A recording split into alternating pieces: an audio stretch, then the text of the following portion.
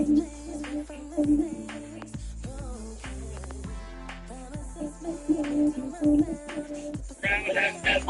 for a very long time.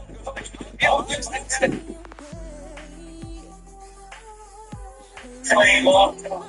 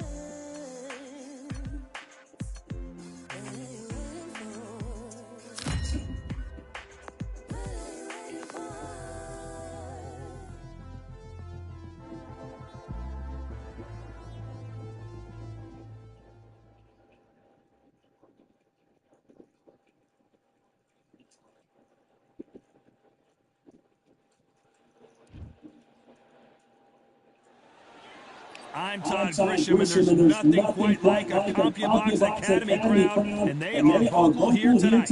Alongside me, former world champion Johnny Nelson. You tried to give me the slip, didn't you, my friend? There was no way I was going to miss this. And now it's time for the tick. The Smoky Joe. This bout is scheduled for 8 rounds of boxing. And this one has all of those. Frazier's been in so many hellacious battles over the years. The trilogy with Muhammad Ali, his fights against George Foreman. Neither fighter willing to slow down.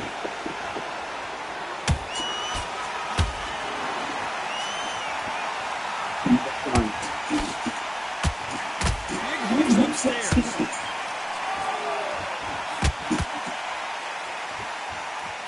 This fighter is all about finesse, using a lot of angles and lateral movement. The flat-footed fight. That's right there from the cut him off. Cut the rings off, make the rings small. Put him on the back foot. Put them under pressure. Good counter punching.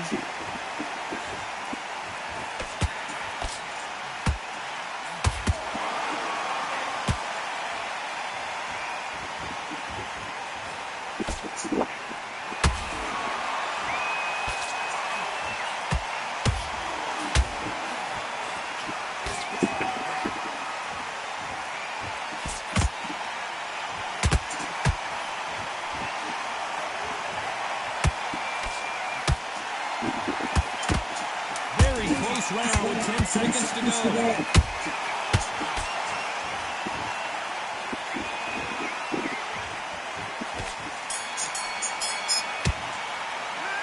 Pretty dominant round there. Let's see how they respond here in the next round. I seriously hope the judges keep their eye on this fight, because if they haven't, there's going to be absolute uproar. Good work, that's it. Now breathe, just get your breath back. But come on, sunshine, get your box. What do we expect to see here in round two? Coming off that fantastic last round, let's see if he can keep his momentum going. Todd, my motto is, if it's not broken, why change it? An excellent last round, everything worked. Wait for the reaction. Until then, keep doing what you've just been doing, because you've won that hands down. A perfect counter lands.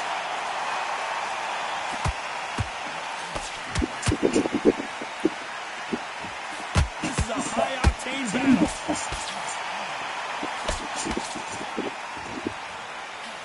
That hook was off target.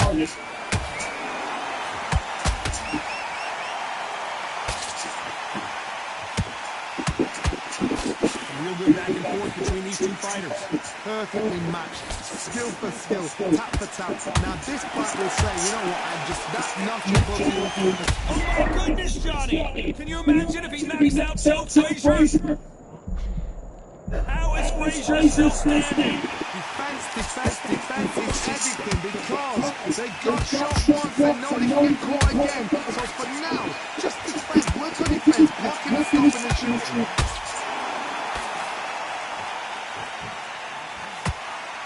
You know the scorecards are going to be all over the place in this one.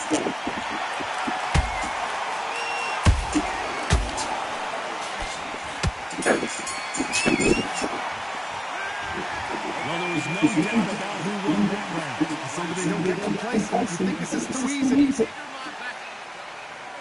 The bell rings and we start the third. Well, Johnny, can he keep the momentum going after that last huge round?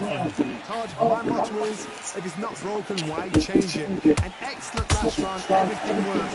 Wait for the reaction. Until then, keep doing what you've just been doing, because you've won the hands down.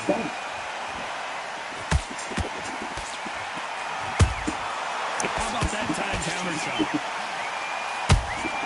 Beautiful counter punch.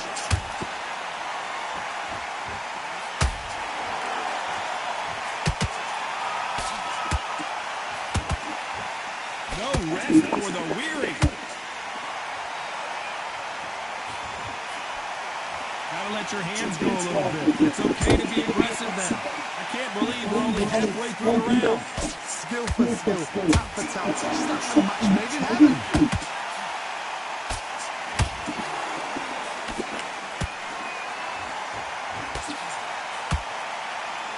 The winner of this surely will get a world title shot.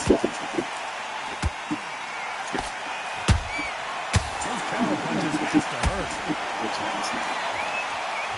You couldn't write a script like this. This is like Rocky versus Apollo. A very competitive round with 10 seconds left.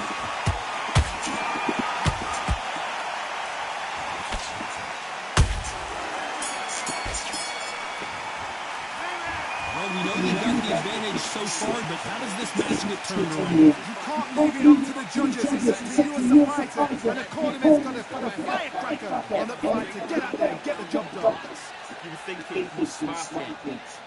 You done all that work in camp. You gotta Forget the job, don't get carried away. Think about the defense on the end. that round. Don't worry about it. Let's just get out there and let's reset. Forget about the round.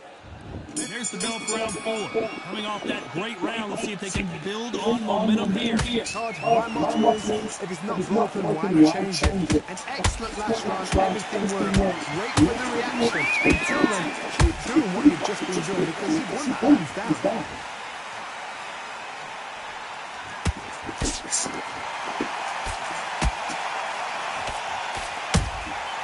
Good counter punching.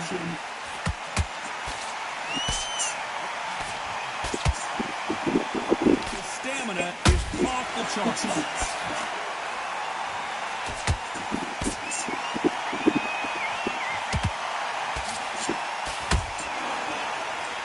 Halfway halfway through the round. I'm not sure who's winning it. They're so close, so close. How can you separate them? It's going to be a hard night tonight for the judges.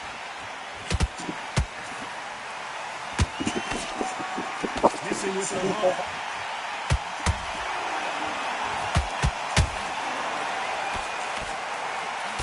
That'll do it. Patterson goes down. Imagine seeing this punch coming. Sit down, nigga. And not being able to do anything about it. That's like 1, 2, 3, 4.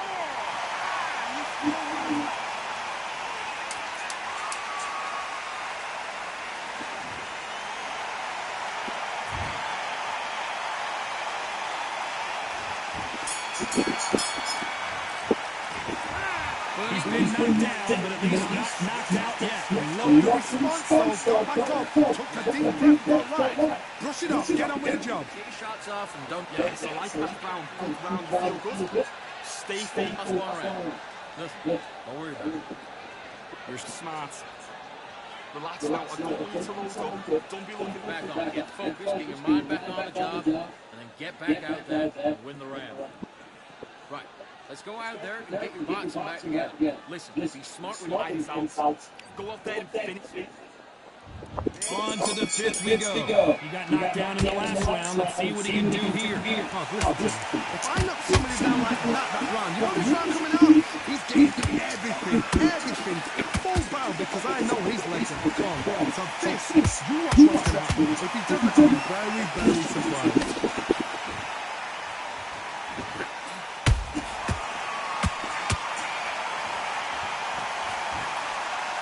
In the build-up to this fight, Johnny, this power puncher told us, listen, I don't care if it's round 1 or round 12, I've got enough power and confidence to end this in one shot. I've seen certain fighters that can depend on just their power alone. Forget tactics. They know the second they touch you, it's done. That's where the confidence comes from.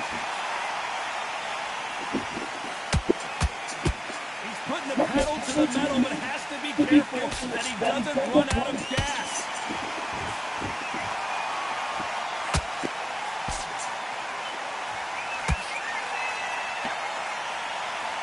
Miss with that hook.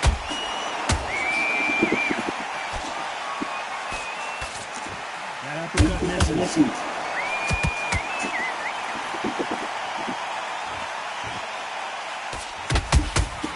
Punch, counter punch.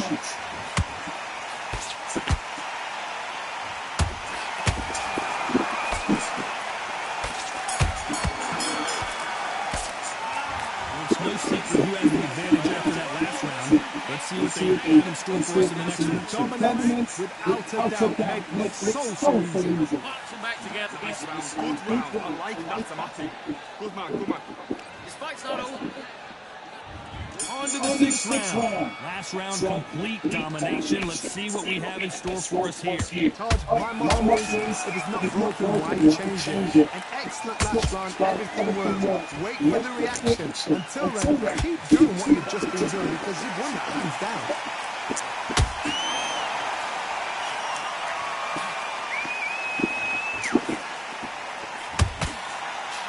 There's no doubt that this fighter's power can change the fight around in an instant. You can't afford to make one single minor mistake. This could be really intimidating, Todd. If you know somebody's got the punch power, someone's got the speed, it can be intimidating. It just depends on how confident you are as a fighter.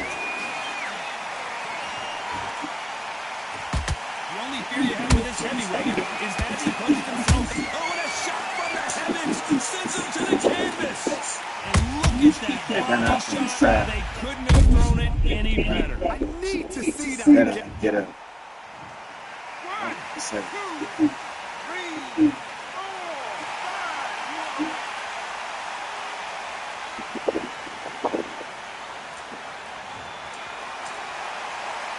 They're back on their feet, but how long will they stay there? On the heels. There's nothing there. They're happy this round's coming to an end. 10 seconds left.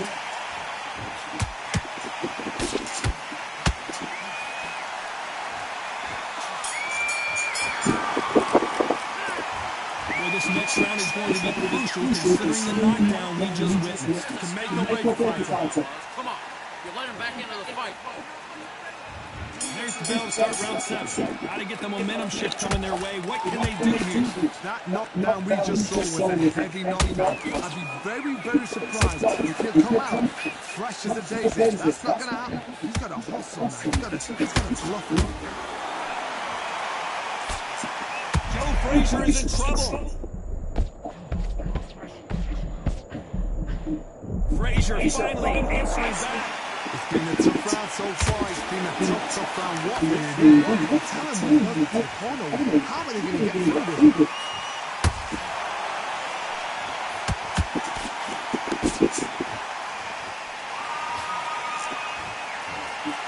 This fight has a real good flow to it. Big shots from both these fighters.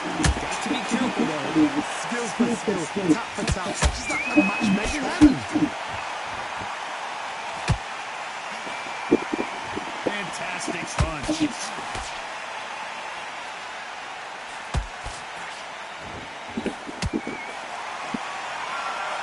And just as quickly as it slows down, it keeps back up.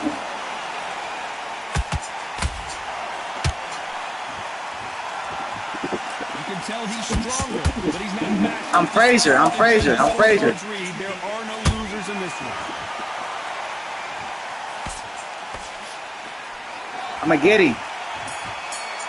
That nigga hiding. They've got the momentum, they've got the advantage. How do they carry that into the next round? It's for the bread too. 15. And the cornerman's going to put a firecracker on the fighter. Get out there and get the job done. Lift that jab slick. Win this round, right? It's only one round, lads. Don't worry about it. Oh, shots. Good work. Don't forget the jabs. Don't get carried away. It's going to be a tougher fight because he's going to be confident. I want you to go back out there, take his confidence away. Go out in the first minute, stick him in the end of your jab, and then start gathering your pace and get your... Now, I don't want you to load up. Don't be looking there for one shot at a time. Swim in his tracks. I need to go back out there and we'll win. He's ready to go. You've got to be smart. Yeah, I'm playing online. That nigga stupid. For the 15, we doubled up. He won the first round. I was with Ali at first. No doubt about who won that last round. Let's see what he has for us here in the next one. Todd, my motto is, if it's not broken, why change it? Excellent last round, everything worked. Wait for the reaction. Until then, keep doing what you've just been doing because you've won that hands down.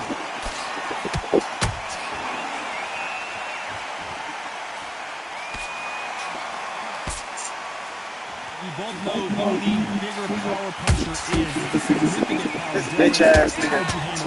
So one who draws first, that's what you've got to look at. You hit, and you know you're in there for the banger. You've got to be on it. You've got to be confident.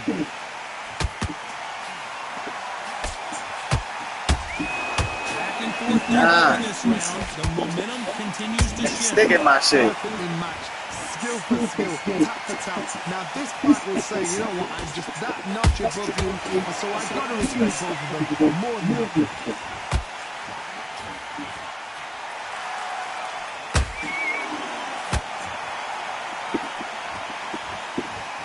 By the way, the connect percentages have to be off the charts.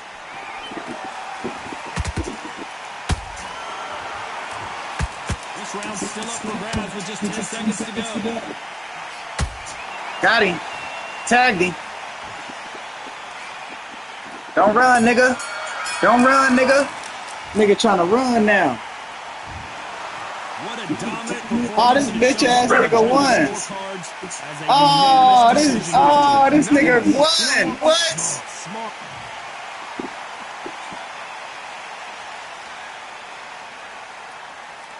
Damn. That was round 8? What? They dogged me for that one.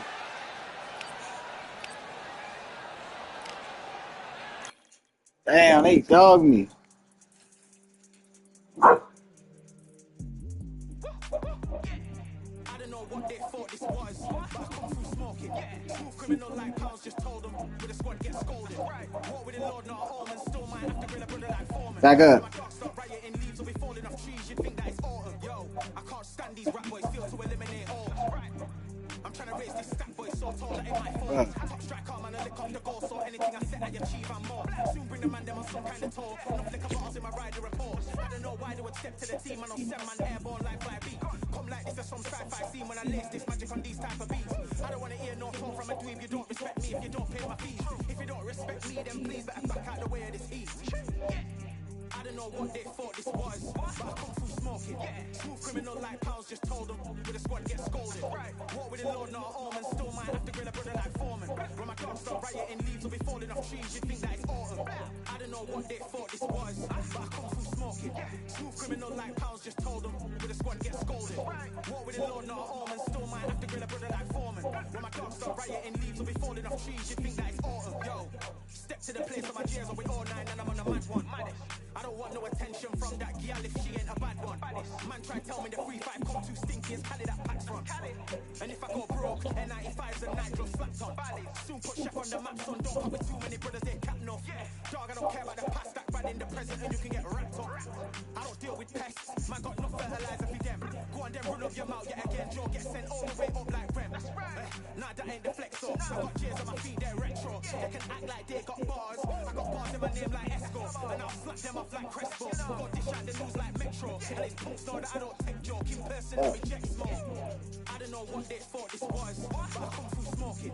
Smooth criminal like pounds, just told them with a squad get scolded. Walk with the Lord, not an omen. Still might have to grill a brother like Foreman. When my dogs start rioting, leaves will be falling off trees. You think that it's autumn? I don't know what they thought this was, but I come through smoking. Smooth criminal like pounds, just told them with a squad get scolded. Walk with the Lord, not an omen. Still might have to grill a brother like Foreman. When my dogs start rioting, leaves will be falling off trees. You think that it's autumn? Working.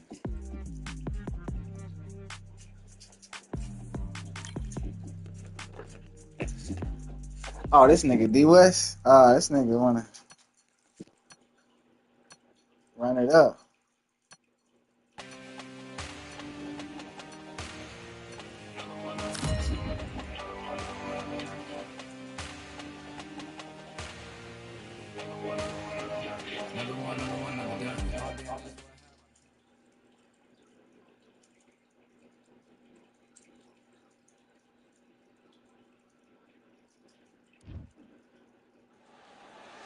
What a night we expect it to be. We are live at the CompuBox Academy. I'm Todd Grisham. Alongside me, Johnny Nelson. It's going to be unbelievable. The fans, everybody around the world, the fighters. This is Viewers going up.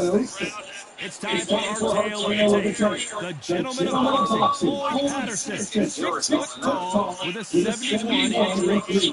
And they'll be facing Muhammad Ali. They call him the Louisville Lift. He weighed in at 210 pounds. Brawlers are a nightmare. You've got to be strong and fit. Use that long reach, use that long jab. Do it that way. Hell no, nigga. One of the best I'm gonna go in the up. heavyweight division.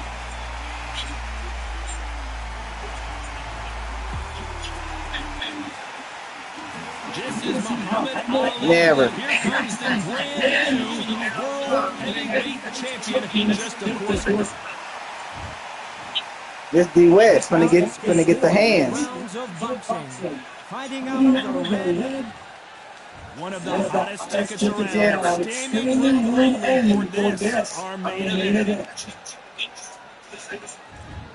We're expecting an all-out offensive display. Those counter punches just to hurt.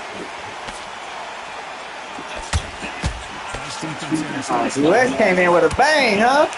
He been playing, huh?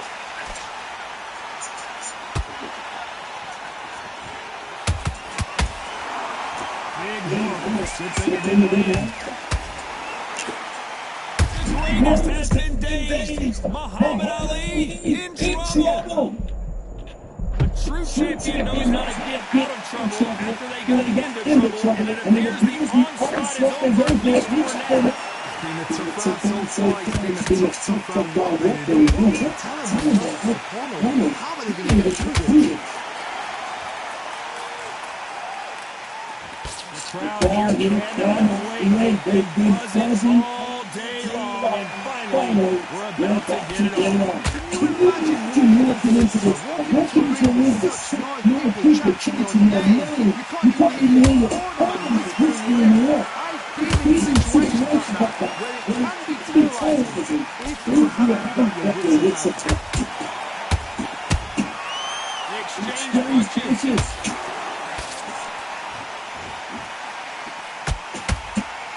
Who would have thought Ali would get rattled like this?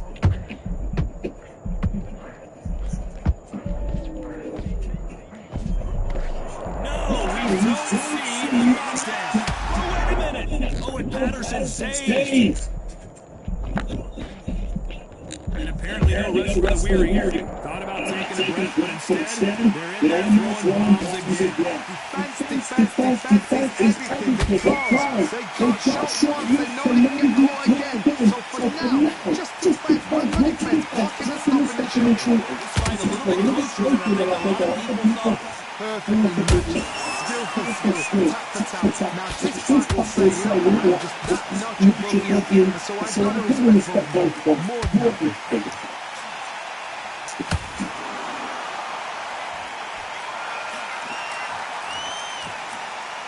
Neither fighter willing to slow down. This is a high-octane battle. Is this the beginning of the end? Oh, no! Ali is down! Everything looks better in slow motion. Let's take another look. Shot from the gods, they say. A shot from the gods.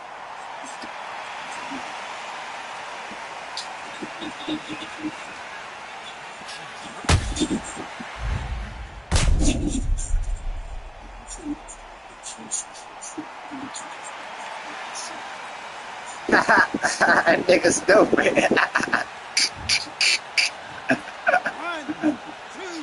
Craig.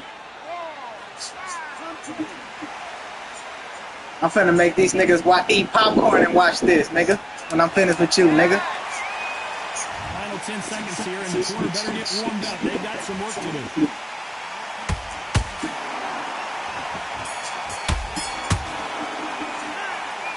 So it's plan B time after being knocked down in that round. You've been put down, you've got to feel right. Survive and then get about the next round. Don't worry about that round. Okay, I'm happy. I like that round. Good work. Just keep him on the end of that round. It's a bad round. Here we go, round two. Who's going to land the first big shot? He got knocked down in the last round. Let's see what he can do here. Oh, listen, if I knock somebody down like that round, you know this round coming out? He's getting everything. Full bow, because I know his legs are gone. So this, you watch what's going to happen. If he doesn't, I'll be very, very surprised. Perfect counter lands. Yeah. Have to be careful for that receipt. It's always coming. You hop on the stick stand, nigga. You been running, nigga. This fighter focuses on their defense with their footwork, moving on those angles, staying out. I'm gonna see you hop on the stick and do something about it, nigga. Make them fly off the road because they don't want to do that. They don't want to stand still. They want to move left to right. Pin them down. Throw a blanket on them. Good counter punching. Lost the left uppercut.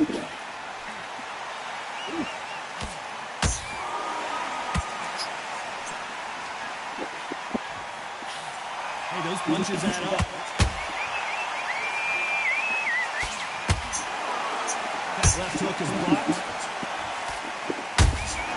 How about that time counter shot?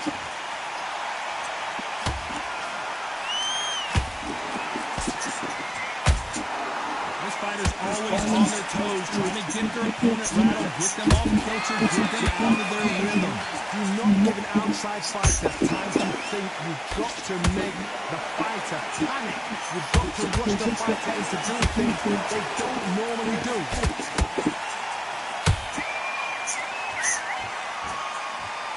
They better start respecting each other's punching power.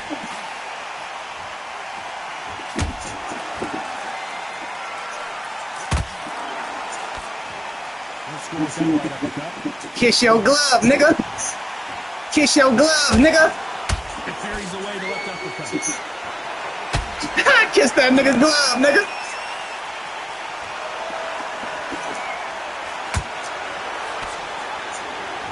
Well, I guess he decided he's going to taunt his opponent now. So he's going to taunt here. I feel like that's the wisest strategy.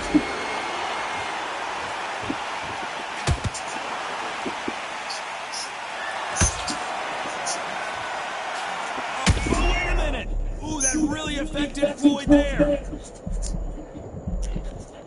Very close round with 10 seconds to go.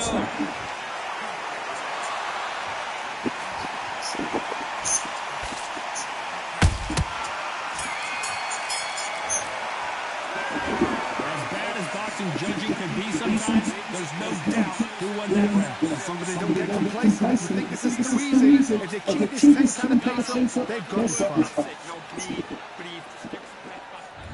There's the bell to start round 3. Well, there's no doubt about who won that last round. Let's see what he has for us here in the next one. George, my motto is, if it's not broken, why change it? Oh. Excellent last round. Oh, okay. Wait for the reaction. Until then, keep doing what you've just been doing because you've won that hands down.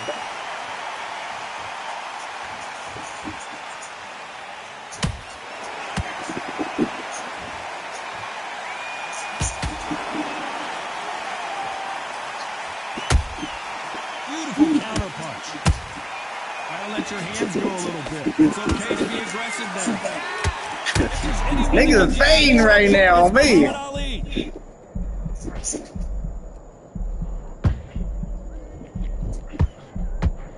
And right back into the fray. Hold on a second, Johnny. Muhammad Ali in trouble, but surely he'll find a way out. Bobby Weed, nigga! Bobby Weed, nigga! Bobby Weed, nigga! Oh my goodness, Johnny! If there's anyone that can get out of trouble, it's Muhammad Ali. Oh, he got me. How about that technique on that head shot? Let's see it again and appreciate it more. Even I. 1, 2, 3, 4, 5.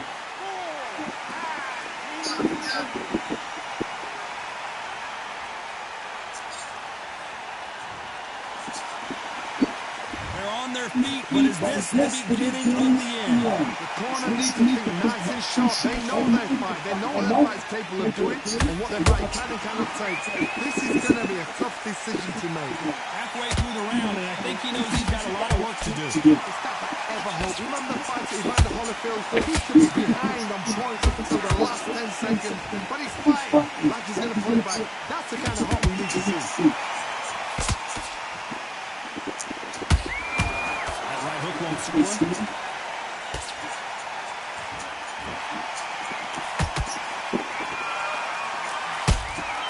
He threw a punch and just got countered.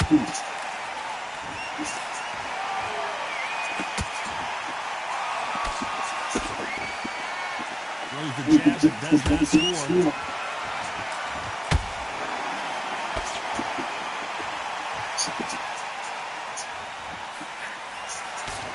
It's nothing but air on that left uppercut. Oh, that got Patterson off kilter.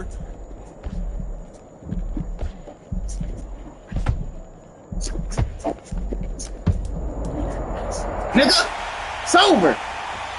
Could see it in their eyes. Made that nigga That punch coming. stiff. There was nothing they could do. Stiff like a bird, nigga. Dead bird. 1, 2, 3, 4.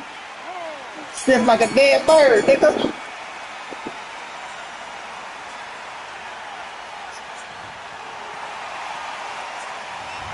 One round, 2-0.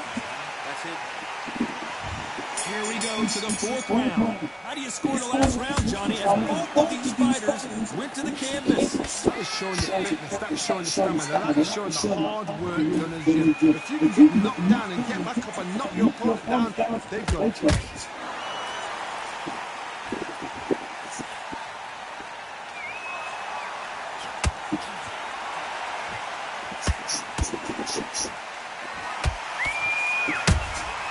Beautiful counter shot. see that? Floyd Patterson is on the Nigga. canvas.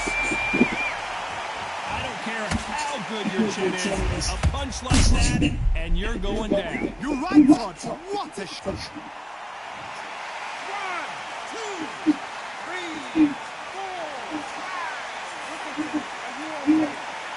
5. Back.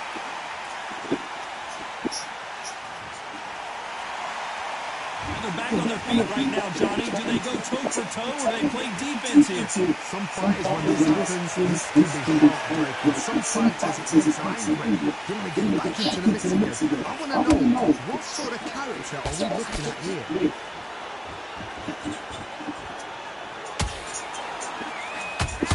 Here he is bouncing on his toes, trying to get some energy.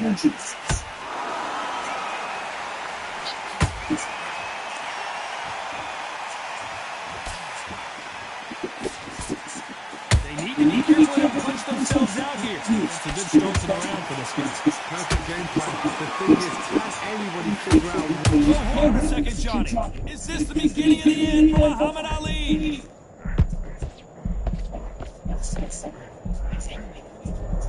Somehow weathered the storm. sleeping on the job? What do? You step back, steady yourself, recompose yourself. Hold on, gotta cut you off here, Johnny. Patterson took that one in a bad way. It appears that the moment of trouble has passed, at least for now. Now they've got to wake up, they've got to get on the back foot, clear the head a little bit, then jump back into it again. It's all about the hustle. Get back on it.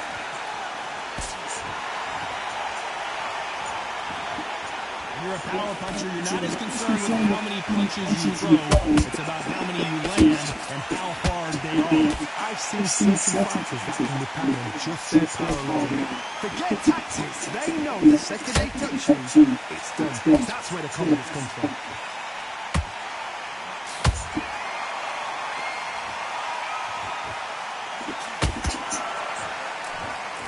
Not a lot of punch output. Thought there might be more action here. Final 10 seconds here, unless something major happens. I think we all know who won that one. Where did that come from? Down they go! What a blow to the head there. Let's see it again on instant replay. Where did that come from? What a... 1, 2, 3, 4, 5, 6, 7.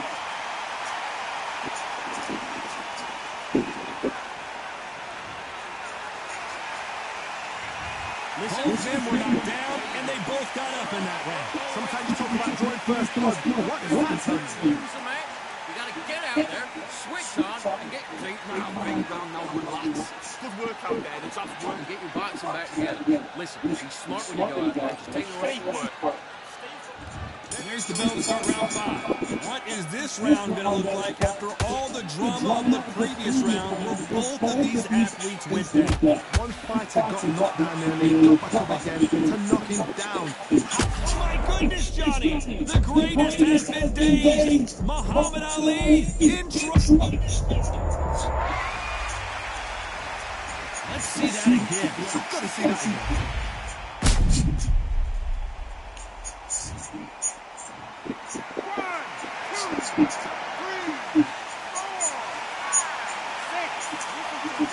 6.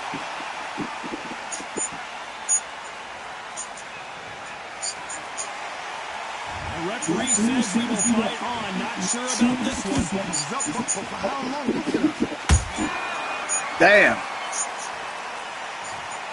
Look at that shot to the head, and there's no way they were going to stand up to that one. That's lights out. 1, 2, 3, 4, 5, 6.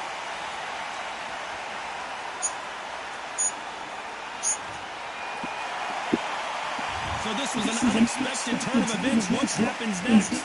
Got to waste time. Get stuck behind the referee. When he comes close, tie him up. The referee's then going to call you. Walk around the ring. You've just got to make the most of it. Because if you let him jump back on you again, he's going to get the momentum and pull you down again. And that's a lot of points to lose in the round.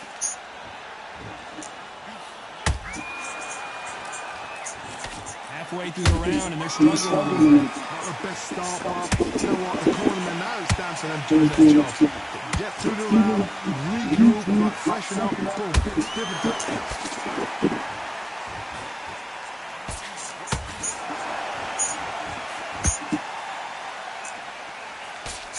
A big whiff with the right hook.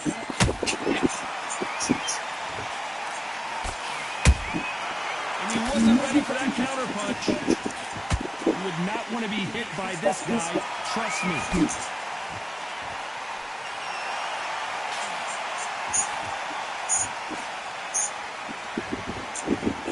What do you think of what we've seen here? Clearly his opponent was too much for him, and he's thrown in the towel.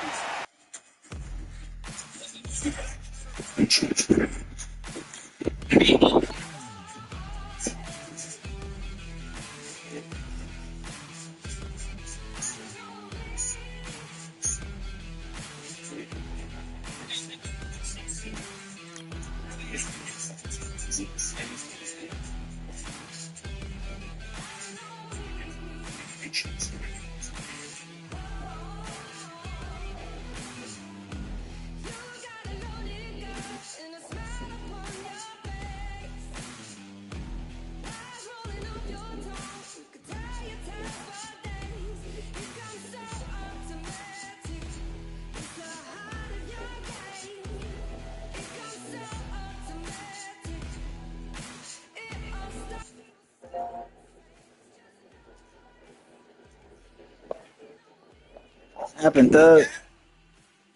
Happened. Hey, that niggas is locking up, nigga. Hello?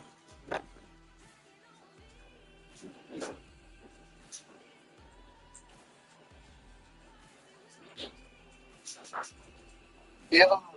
Niggas is locking up. Man, at the end, nigga, we was going at it though. Run it back, nigga.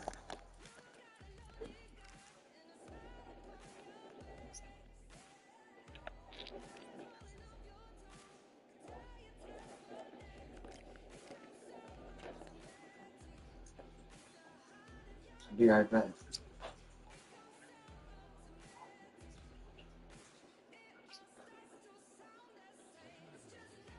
I'll be right back. I know I'm hot. Shit, bet it back. Yeah, I think I'm finna bet it back. I'm gonna hit him up and be like, bet it back, bitch.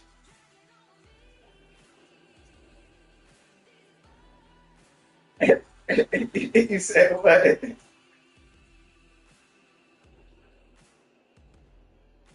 Oh yeah, on me it is. He's stupid. What you get banned on? That nigga Ty got banned too.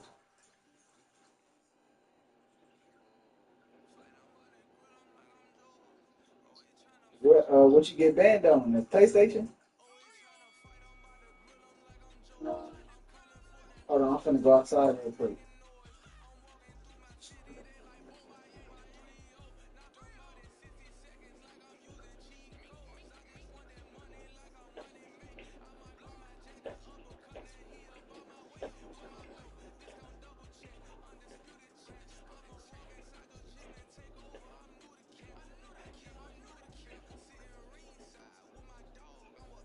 I'm about to play bro for the team. Let me see if we want to play for the team.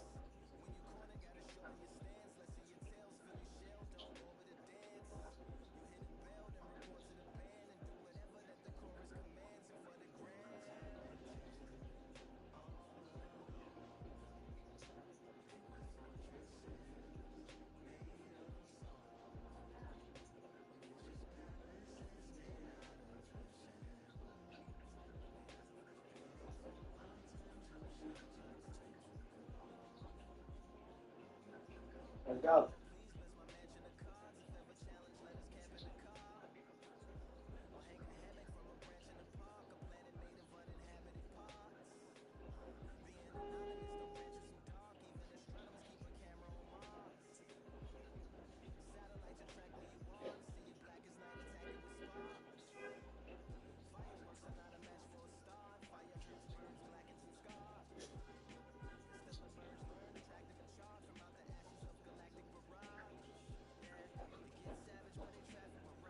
Go.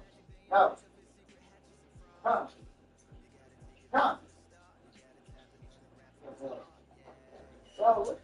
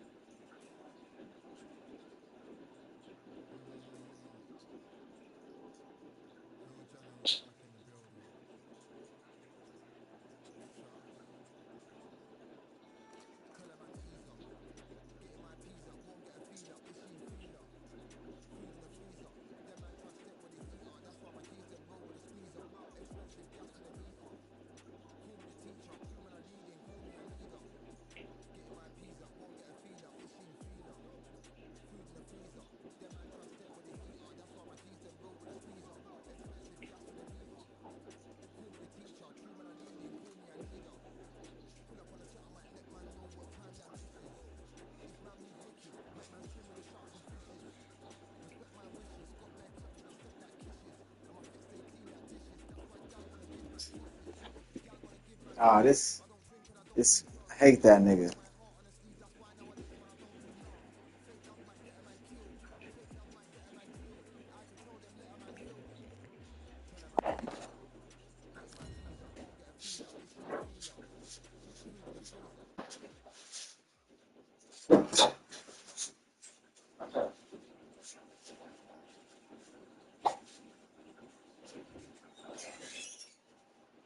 Welcome to the CompuBox Academy. The crowd is buzzing for this one here tonight. I'm Todd Grisham. Alongside me is Johnny Nelson. Looking forward to this one, Todd. Time for our tail of the tape. This is Muhammad Ali. He stands 191 centimeters tall with a reach of 198. Up against him, Zhang Zheli. Make room for the big fella. They don't get much bigger than this. 6'6" tall, fighting on a southpaw stance. There's a mad weight difference here. You know what? You're looking at power, you're looking at speed, you're looking at all these things you've got to take into account. When they land, it's going to feel like a mule's kick. Muhammad Ali, perhaps the biggest mouth in the game today, but boy did he back it up in his last fight as he just beat Sonny Liston to claim the World Heavyweight Championship.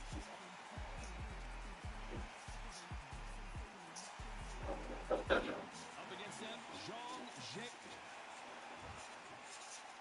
This bout is scheduled for 8 rounds of boxing.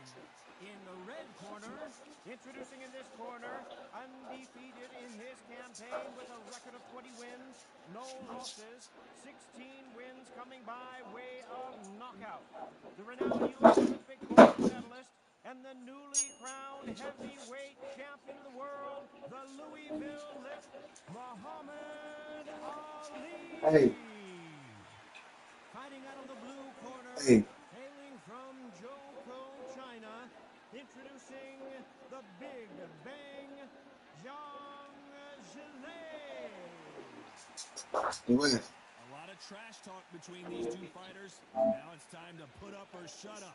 What a You wins. you can hardly hear some.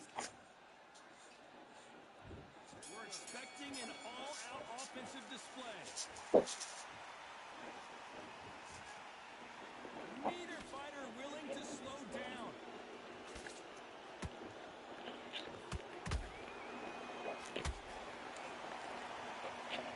The right hook can't miss.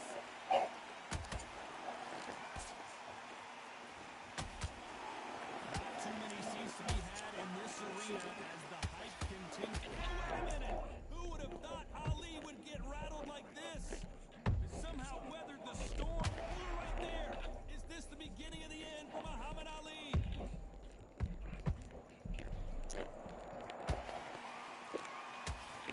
No, we don't see a knockdown. Green Days now needs to steady the pace. Get the Bobbing and weaving on him.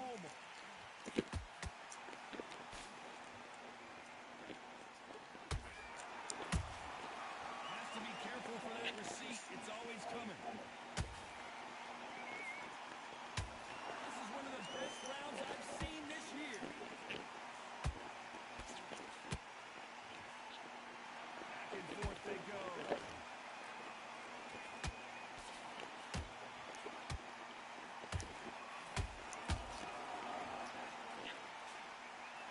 This fighter focuses on those long, straight punches, staying on the outside and winning round after round. You want to corner an outside fighter, make them fight off the rope. They don't want to do that. They don't want to stand still. They want to move left, right. Oh, Johnny, out of nowhere, look at this. The greatest has been dazed. The greatest. Muhammad Ali is down. Do you believe On it? bet. Let's watch that again, replay from a different angle. I need to see that again.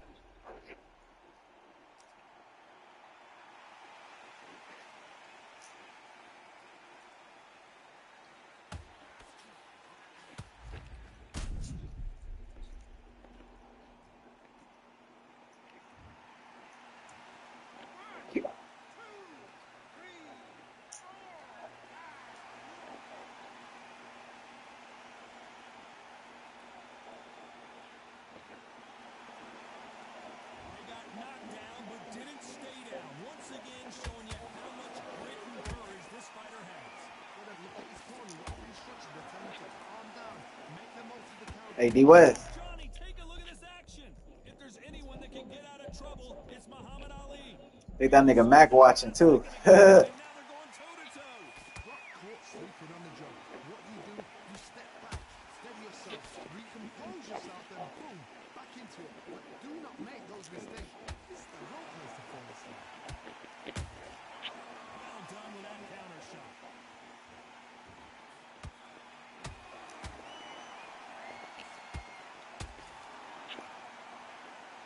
So final 10 seconds of the round, and he is looking really sharp. Muhammad Ali in trouble, but surely he'll find a way out. You gotta wonder how big of a factor that knockdown's gonna be we just saw. To make or break a fighter. Boxing, just be smart. Get your shots off and don't give them anything. Great work, and move back to split. Listen, don't worry about it. You're switching off. Tag sets him up and you'll take him out. He's ready to go. He's absolutely Focus, get your mind back on the job, and get back out there and win the round. On to the second round. He got knocked down in the last round. Let's see what he can do here. That knockdown we just saw was a heavy knockdown. I'd be very, very surprised if he'll come out fresh as a daisy. That's not going to happen. He's going to hustle now. He's going to bluff him.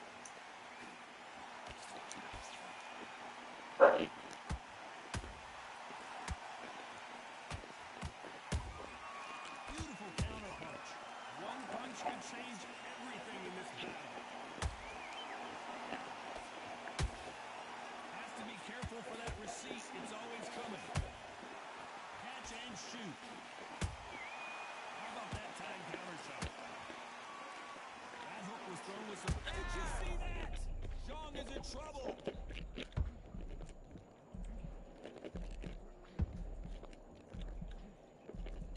And now they're right back into the fray.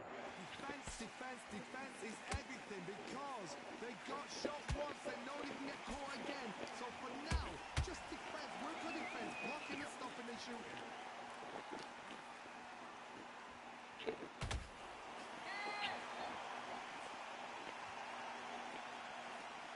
Good arm positioning, blocking that hook.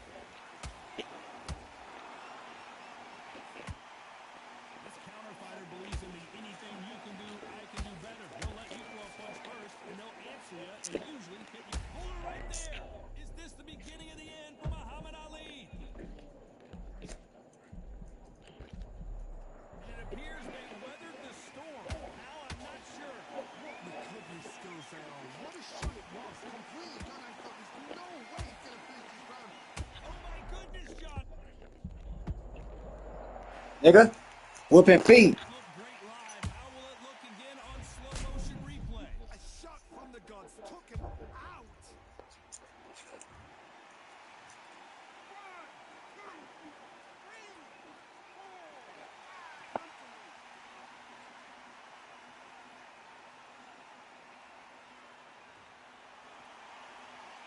The referee says we will fight on. Not sure about this one.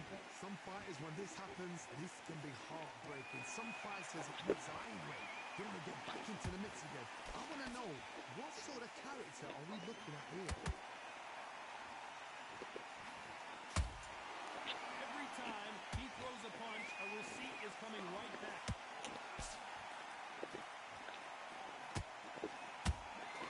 Nice counter shot. If there's anyone that can get out of trouble, it's Muhammad Ali.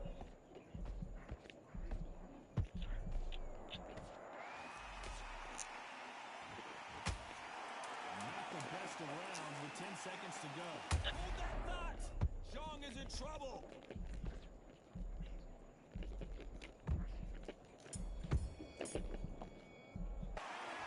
Funny nigga, man. For sure with the knockdown. I love the response, though. Got back up, took a deep breath, got right. Brush it off, get on with the job. Back into the fight. nice round. Good round. I like that, Tamaki. You was thinking, Come on, switch up. Get your boxing back. The circumcision, right? I need a bit. Don't forget the jab. Whose mouths must be stopped. Read that again. Whose mouths must be stopped. Because a lot of people like to talk a lot. But a lot of people don't know what they're talking about, even in regards to doctrine, right? Even in regards to doctrine. That's why the Most High God said, setting up men to teach you. All right? In the book of Nehemiah, chapter 8, verse 8, he said, Start sticking in a few body shots in all there. right? In the book of Nehemiah, chapter 8, verse 8. Good man, good man. Just saying again, don't change too much. Unfortunately, this fighter not going to get more time to heal up as we get set to jump back in the action. You still landing power shots. Good work. Don't forget the jab and don't get. There's the bell for round 3.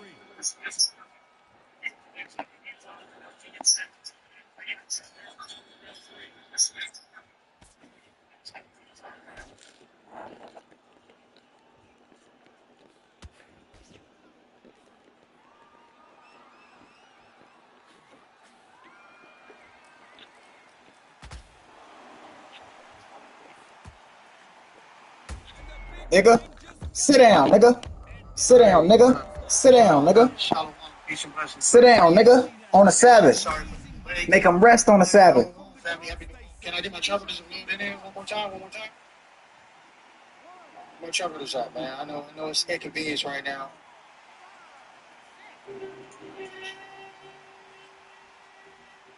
All praises, man. All praises, right?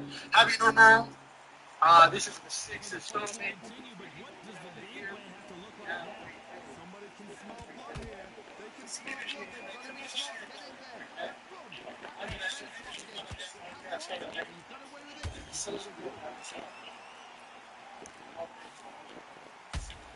It's over. It's over. It's over. This again, he set it up perfectly and knocked him down. Even I've got to see that. As you see by the title of today's lesson, righteous judges, unrighteous judges, right?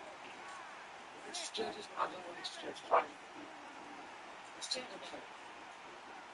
Righteous judges, unrighteous judges, right? Can't believe they managed to beat the count, but that could be the last hurrah. And now it's about getting back to the corner, freshen up. Johnny, take a look at this action.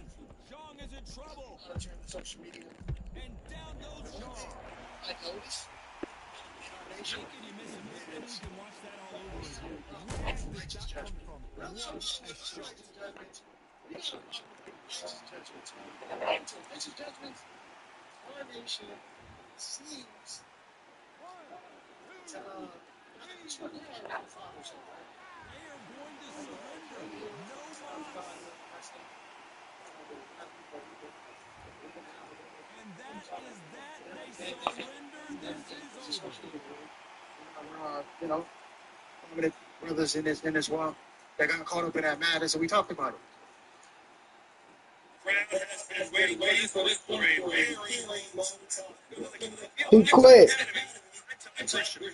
Alongside me, English legends, He quit.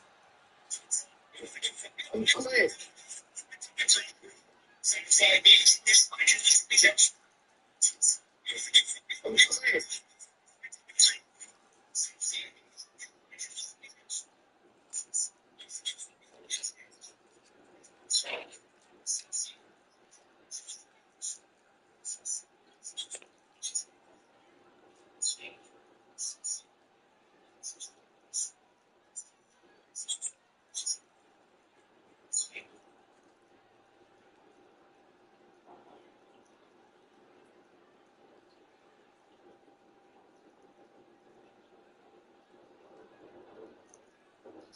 When it comes to people in our nation, when they renown, and they in the truth, they speak well, they're accepted.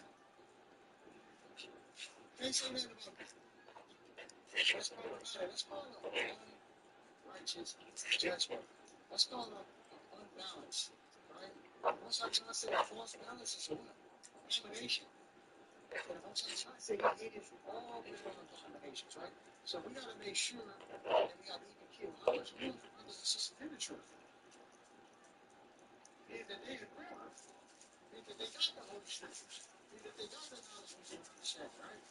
We got to make sure that we form fellow when it comes to dealing with our brothers and sisters. Does that make sense? Alright, so without further ado, let's get into it. Let's get into Leviticus chapter 19. Let's start from the top. Leviticus 19, 15. Hey, y'all know that? We're gonna cut it down, right? In the back, cut it down. Leviticus chapter 19. Let's get to it. This is the book of Leviticus chapter 19. Let's read 17. Let's read 17. Let's read Leviticus chapter 19, verse 17. It's the book of Leviticus chapter 19, verse 17.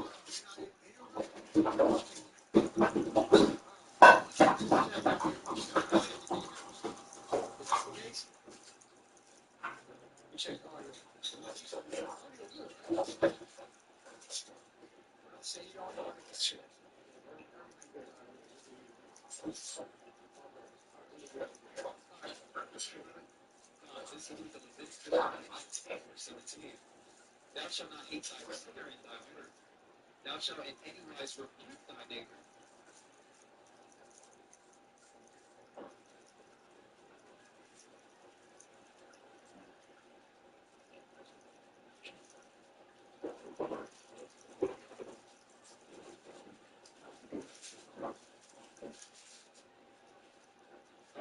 So one way I want to highlight in this scripture is let's look at that word, let's see what it means. Right? Let's go ahead and dive a little deeper into the word and make sure that this is what's going on. So we look at that word, we see clearly the word become.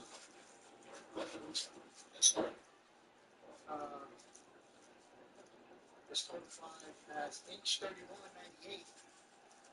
And the definition, the strong definition is the literal to be right, i.e. correct. So the scriptures say love is correcting your neighbor. Correcting your neighbor, right? It seems like when it comes to correcting brothers and sisters in the truth, it's a problem with that. I know you've been in this all your life, right? Doesn't it? It's a little tricky when it's your brother and sister in the truth, right? Why is it like that? The scriptures say right here, when God goes into argue, doesn't the scripture say, you know what, this is I'm going to show you this is the righteous contempt. This remarkable law and the righteous contempt. But that's part of this. It's an argue, right? The scripture says, if you love your neighbor, you might have to get an argument. I'm sure you've done that a couple times, OG. Which your son? Love the son. I'm sure it's been times you have been like, no, nothing a little bit. Not because it's you don't want to sit on the floor. That's what we're supposed to do. We're supposed to read that. And this is love. You heard that before? Read the book of Proverbs, chapter 28, verse 1. They that forsake the law praise the wicked. Those that forsake the law of God will praise the wicked. What's the contrary? It's always balance. Let such as keep the law contend with the wicked. This means argue. Another word for contend is argue. The ones that keep the law is going to contend with the wicked. The scriptures clearly say, they that forsake the law will praise the wicked. The righteous are going to contend, essentially for the faith. We have to contend for the faith. And we can't commingle a false God and our Heavenly Father, the one and only true living God. Does that make sense? All right, let's go back. Let's go back to the first. Leviticus 19, verse 17, read all the way through. 17, 18. This is the book of Leviticus, chapter 19, verse 17. Thou shalt not hate thy brother in thy heart. Thou shalt in any wise rebuke thy neighbor, and not suffer sin upon him. Thou shalt not avenge or any grudge against the children of thy people. But thou shalt love thy neighbor as thyself. Love thy neighbor. If one of your brothers and sisters is hurting them, does that make sense? Otherwise, that will make you unrighteous as well. Let's go ahead and read the same chapter, now verse 15. From the Leviticus chapter 19, verse 15. He shall do none unrighteousness and judgment. So there's a such thing as unrighteous judgment as we see in the scriptures. That's part of the scriptures. This is one of the sins that we might step over or we might miss. Read it again, please. Verse 20. He shall do none unrighteousness and shall do no unrighteous judgments. So what does that look like? He's ready to talk about wrestling. I'm doing anything right. Who are clearly lost in the sauce that don't know what's going on. Us in the sauce that don't know what's going on. We'll get on him. Gladly, right? T.D. Jakes, when he had the little situation with Diddy, hey, the Israelites had a field day with that. Field day. Unfortunately, when we see what our brothers and sisters fall or go off in the truth, it's not a good thing. But when they continue, we don't say nothing. We just say, I'm going to pray for the brother. No, correct them. Or her. Stop them in their tracks. It ain't, sometimes you got to do open rebuke. It ain't always got to be like that. But you have to say something. Because the Most High God is trying to see whose side you're on.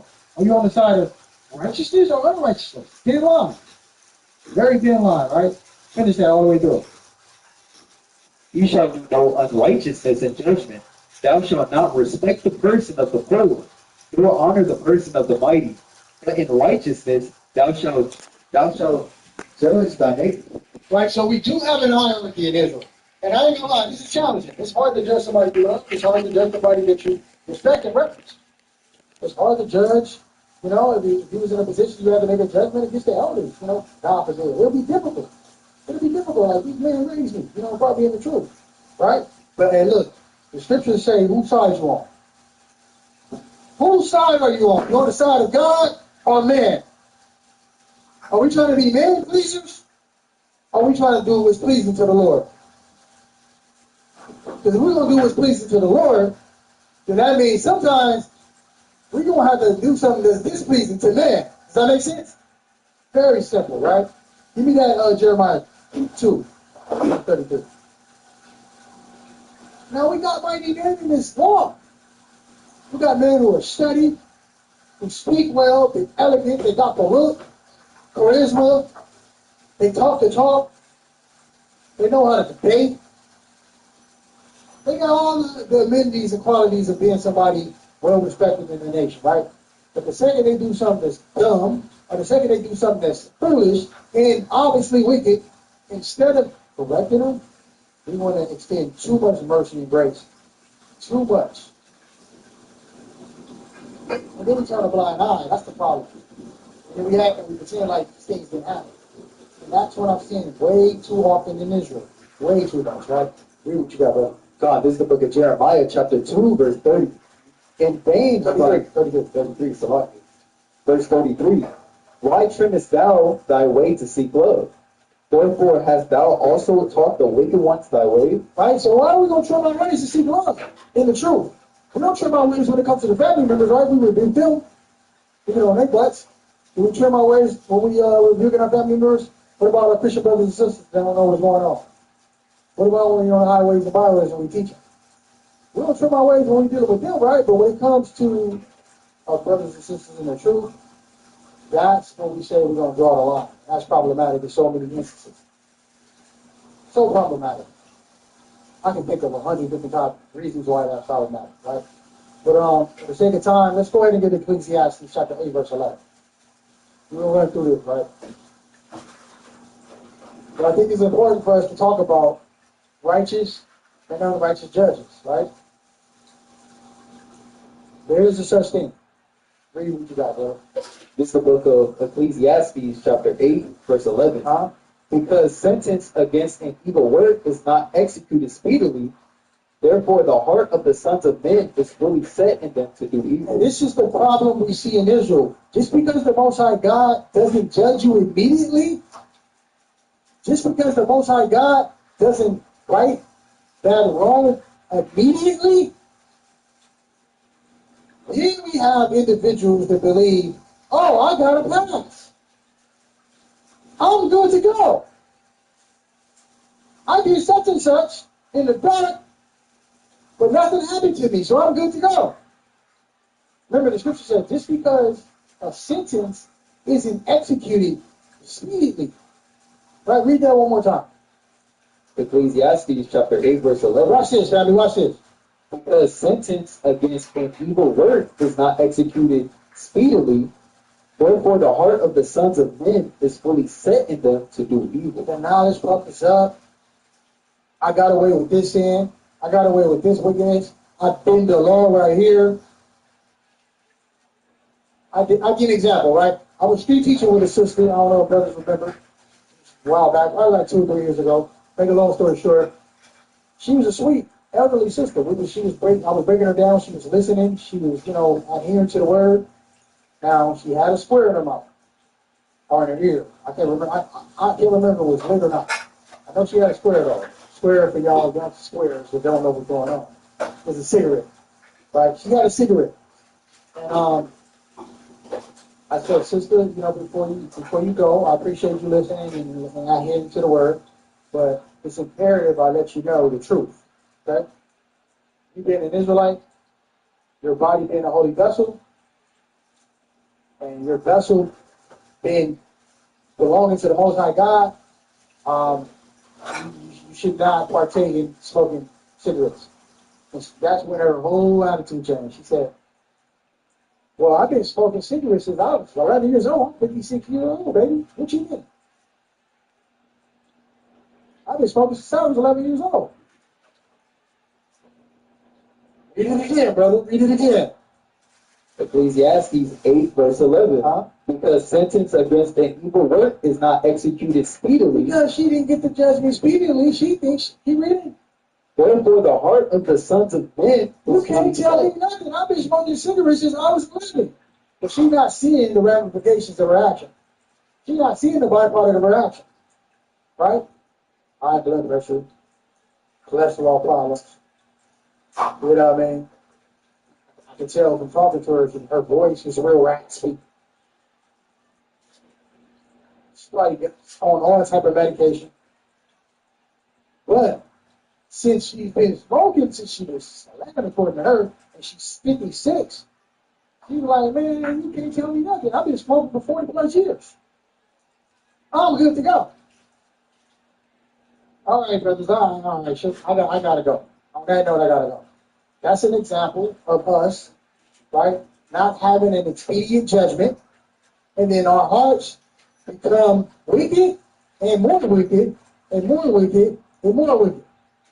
I'll give you an example, a worldly example, right? Well, I guess that was a worldly example. I'll give you another one, right? I got a relative, right? God bless his heart. Love him. He's a bank robber, right? That's what he did, right? Now, he likes to live on the edge. He likes to live on the edge. His whole entire life, his whole entire adult life, he's pretty much went to jail for the same thing, and it's all been tied to robbery, right? Now, the last time he came home, before he went back, the last time he came home, I think he passed on past things. He had successfully robbed about 3 banks. Successfully robbed about 3 banks. But in his spirit, he felt like, I got to buy these 3 banks, man. Let me just go ahead and try another one. 4, another one. 5, all along the feds was in them. It's not good. Look at that case. You know how it works, right? We've seen the trails. We know you the mastermind of this. We know your history. We know your job. Just because a judgment is not executed speedily, the hearts of the sons of men become wicked. But here's the thing we never consider. What's a second, or what's a couple of 5 years to the Most High God? 5 years might seem like a long time to us. 10 years might seem like a long time to us. But in the Most High God realm, what is 5 days to him? I mean, what is 5 years to him? Is that even 5 seconds? Not even a couple seconds. You got to remember, 1,000 years to us is 1 day to the Most High. So what is 5 years to the Most High? So just because he wait 5 years to judge you, you might think, oh man, I'm packed, brother. Damn, I done did this. I done did this in secret. I done did this in secret. I've been getting away with this. Boom, then the judgment comes, right? Does that make sense? That's why it's important.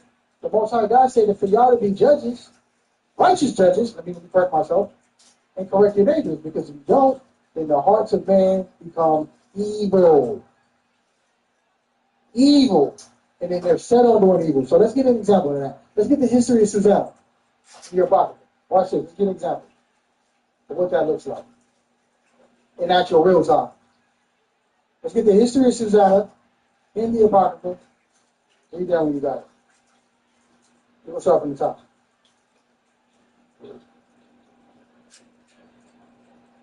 It's the book of the history of Susanna, starting at verse 1.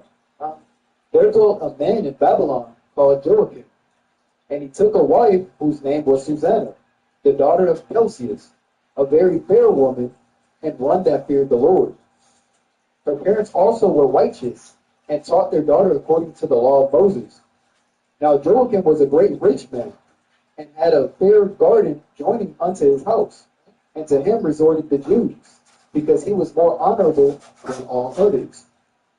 The same year were appointed 2 of the ancients of the people to be judges, such as the Lord spake of, that wickedness came from Babylon from ancient judges, who seemed to govern the people. These kept much at Joachim's house, and all that had any sweets in law came unto them. Now when the people departed away at noon, Susanna went into her husband's garden to walk, and the 2 elders saw her going every day and walking, so that their lust was inflamed toward her. So we see what's going on, right? Get our little summary of what we read. Susanna, very beautiful woman, had a rich husband. She would go and tend her husband's garden from time to time. Elders of the city, who were men of renown, very known, they would witness and look at this woman. And what did it say? The scriptures say they was lusting after her, right? Read that again. They was inflamed. That's a strong, devious lust right there. Like inflamed to the point where you saw the baby over the woman? Feel like a piece of meat? That was the situation going on right here. That's dangerous. That's lasciviousness. I know our sisters are beautiful, but when you at the point where you're salivating over, like, hey, bro, chill out, relax. Taking this stuff too far, relax. But that's how the elders was. They was really, really on the sister, right? They were going to the point where they said they was inflamed towards her, right? That's a strong desire. That is a strong, lustful desire, right? Read on. Verse 9. And they perverted their own mind. And then, as a result of them having this inflamed, strong, devious desire, now their mind is what? Perverted. All logic has been thrown out the window. Now I got to figure out, how can I get a taste of that?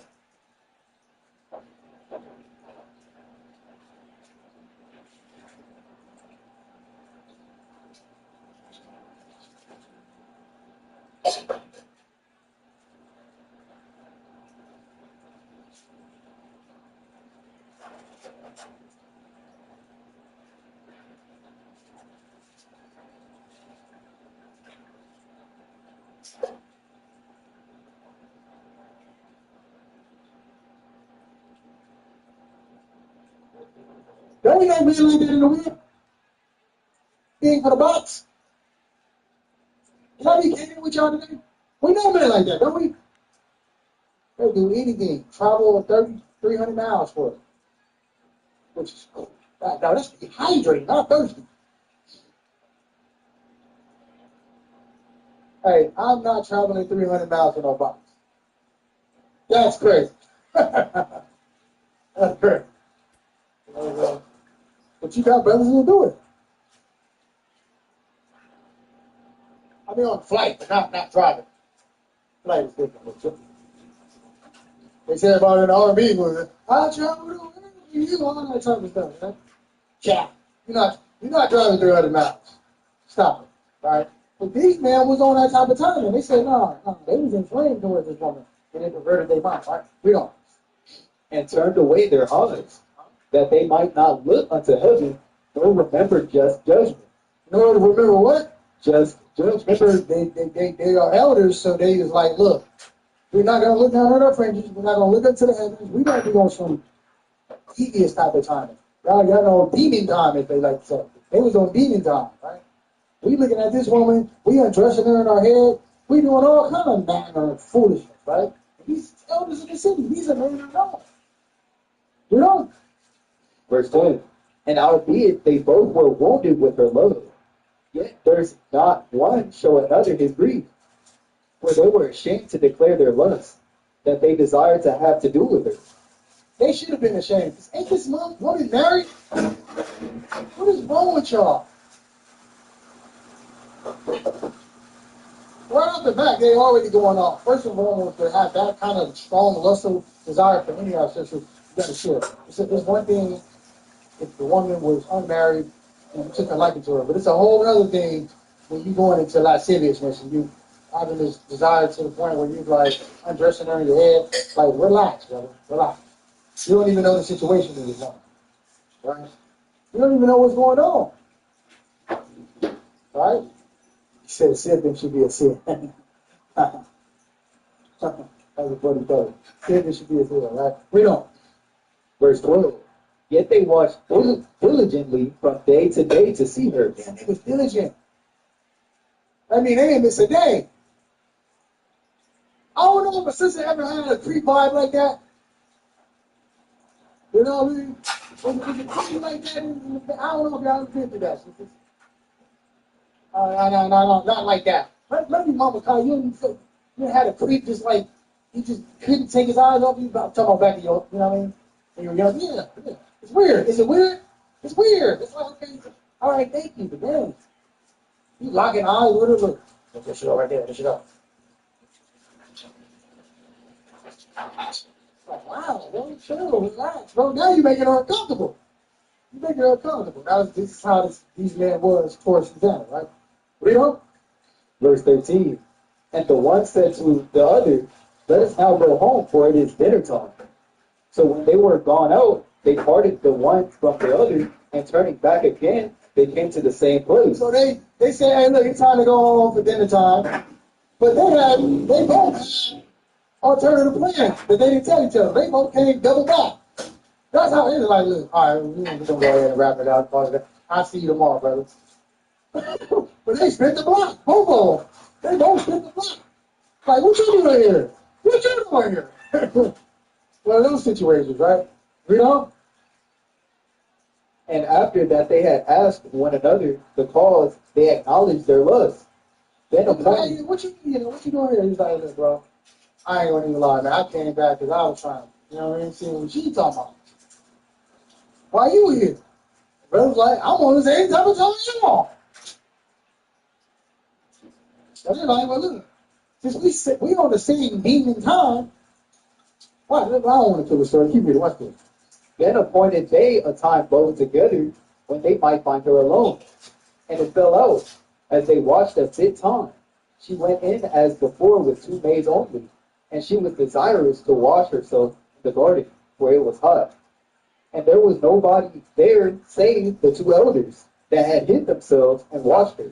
I gotta see what's going on, man. These 2 elders said, let's find an opportunity to undress this woman together, though. So that means, can I be candid with y'all today? They was trying to run a train on her. These niggas have lost their mind. These is elders of the city. And this is a married woman. You cannot let lust get to you that bad. There's a lot of single, beautiful, available women. You can't, and I'm sure these elders probably disrespect it. They probably have wives at home. But they're looking at the sisters and they're like, man, I want her. Going off. Right? Going off. They was going off so much to the point they said, let's flip her. Let's run the train on her. It's crazy work, right? Read on. Verse 17. Then she said to her maids, bring me oil and washing bowls, and shut the garden doors, that I may wash me. And they did as she bade them, and shut the garden doors. and went out themselves at privy doors to fetch the things that she had commanded them. But they saw not the elders, because they were hid. Now when the maids were gone forth, the 2 elders rose up and ran unto her, saying, Behold, the garden doors are shut, that no man can see us, and we are in love with thee. Therefore consent unto us, and lie with us. If thou wilt not, we will bear witness against thee, that a young man was with thee, and therefore thou didst send away thy maids from thee. Dang, so they gave her an ultimatum. They said, look, man, I don't know if you ever seen that movie, Players Club. I seen that one movie, Players Club at the end. My boy was like, I forgot how he said it, but he basically closed the door. She's like, it ain't even that kind of party. Now he said, no, it is. With the lights. Y'all know the rest. You know? Like, hey, what he did in that movie was despicable.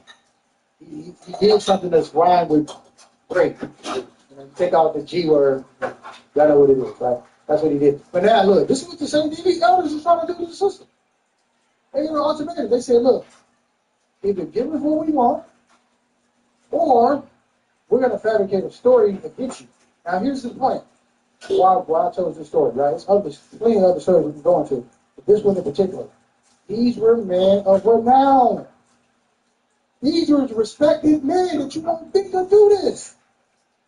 These are the men that we're afraid to rebuke in the truth. Does that make sense? They're elegant, they speak well, they're known, they're influential, they're checking all the boxes. On paper, these are gentlemen, these are great men. But secretly, they're wicked, they're evil. And we should know them by their what? Deeds, right? By their fruits. Now look, they gave her an ultimatum. They said, look, lay with us, or we're going to fabricate a story against you and get you killed. Did you put to death? So you can imagine what she was going through in her mind. She was like, man. Let's see what she said. Verse 22. Then Susanna sighed and said, I am straitened on every side. For if I do this thing, it is then unto me. And if I do it not, I cannot escape your hands. All right, so she said, I'm damned if I do, damned if I don't. If I do what you're saying, that's death. If I don't do what you're saying, I'm not going to be able to escape the judgment that you guys are going to put upon us, because y'all have the status. The believability factor is there for the elders over me. Nobody's going to listen to little old me. So I give you a modern example in the truth today, where you got men of status. But let's say they secretly having sex with these women in the truth, which happen a whole lot. And they're not marrying these women. And they kick them to the curb. And they have it which way with them, right? And these women are voices, they don't have voices. Nobody knows who they are. They're not attached to any cap. They just respected the man and they like the man, took a liking to these men. And then the man kicked him to the curb, and the women try to speak out, and nobody believes him. Nobody listened to him because he wouldn't do that. Oh, that's his business. Or, I can't see him moving like that. Sister got irrefutable evidence. She got text messages. She got all kind of stuff moving. Voicemails, text messages, phone calls. And you got people in this room that be like, no, I'm still rocking with the man in the status. I'm just going to pay for the brother. I just think the sister trying to take him down. You can probably catch a brother in the act. And he'd still get a pass for certain Israelites. I ain't gonna lie, there's certain, I wouldn't say anything, but there's certain brothers I feel like this got so much status in the truth, you can catch them in the act, and they members won't say nothing. They be like, nah, they did something, nah, they laced his drink. They laced his drink. They gave him a drug. They'll never consider that. Can your leader just be wicked?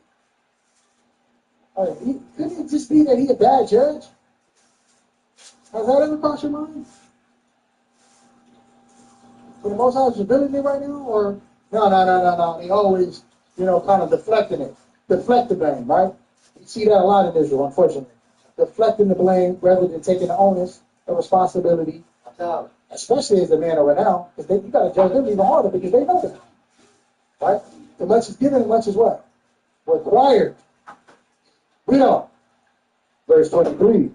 It is better for me to fall into your hands and not do it than to sin in the sight of the Lord. So she chose the right thing. She said, look, before I disrespect the laws of the Most High God, I'll go ahead and just go against y'all and deal with whatever I got to deal with, right? And just pray the Most High God have mercy on me. Read on.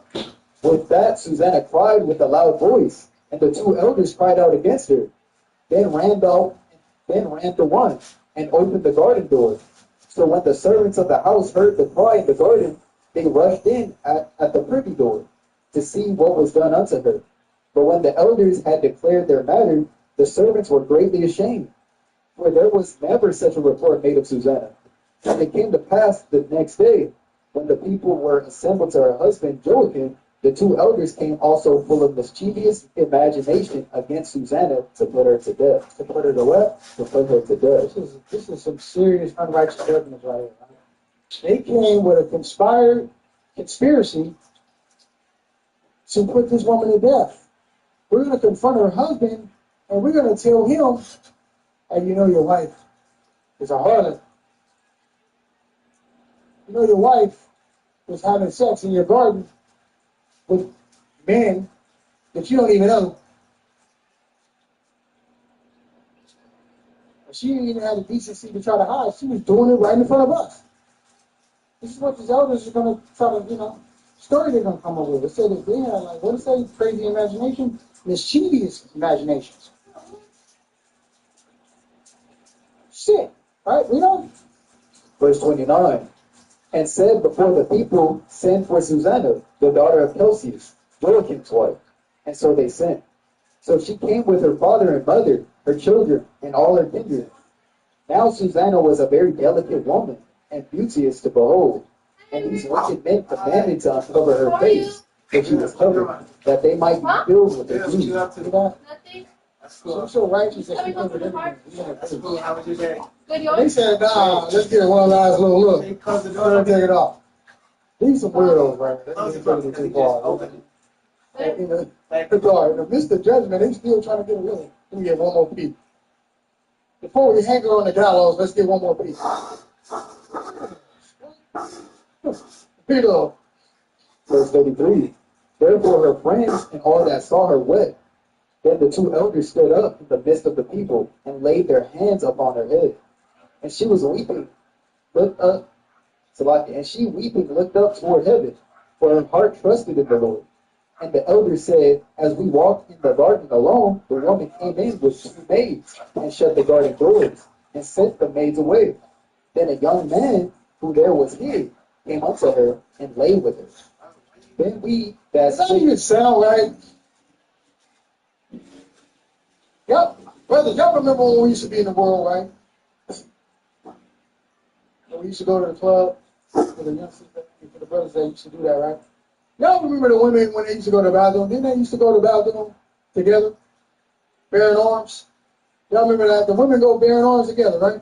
They didn't go by themselves. You mean to tell me she came in with her grooms, and then her grooms left her alone with two men? Unattended? It would make more sense if it was one man. Two men?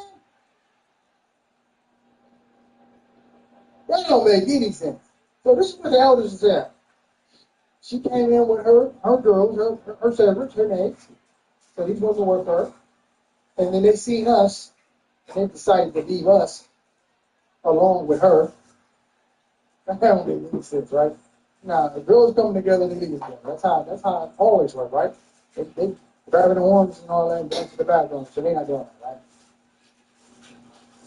The elders, they was there to lust after her. That's why they were there. Yeah, that's why they was there. She was there because it's her husband's daughter. So she has every right to be there. They was there because they were trying to be some peaking times.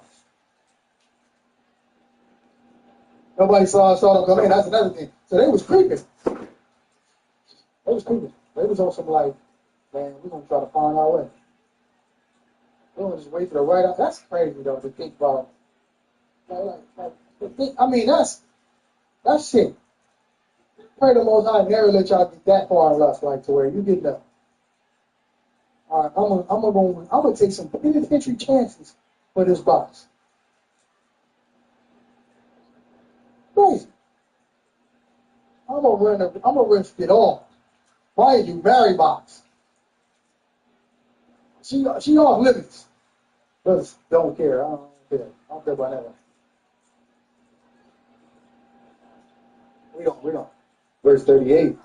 Then we that stood in a corner of the garden, seeing this wickedness, ran unto them. And when we saw them together, the man we could not hold, for he was stronger than we, and opened the door and leaped out. Does that even sound right? So we creeped into the garden, and she didn't see us. She thought the coast was clear. Then she started having sexual relations with this young boy, a YN, right? And then we tried to grab the YN, but he was too strong. He beat me up and leaped out of the garden. I couldn't catch him. And then we charged her up and said, "Give us his name." And she wouldn't give it. So now we're here. It's crazy work, man. Now look, in order for them to properly, kill her, let's say the situation was real. Let me show you how unrighteous they are in judgment, right? There's so many different ways they're unrighteous, but let's just keep it to the letter of the law, right? They can't kill her without having the other accuser as well. In order for it to be a righteous judgment, according to the scripture, to this adultery, you got to have her, right, and the man she lay with. Y'all remember the story with Yahushua? He without sin cast the first stone. A lot of people think about past sins in that instance, right? But Christ said, "He without sin cast the first stone." Go ahead. They were sinning in real time. Their sin was unrighteous judgment, which is a sin, which we just read. They knew right away they were sinning because the unrighteous judgment was, they said, according to the story in John 8, Christ was correcting them, that they caught the sister in the act. Well, if you caught the sister in the act, then where's the other dude that perpetrated the adultery with her? Why is he not here? That's why Yahushua said he without sin cast the first stone. Y'all gonna try to try me in the law when I'm the son of the law. What are you talking about? Yahushua, because that was their goal. The Pharisees trying to try Yahushua with the law. It's like, okay, he who's without sin cast the first stone.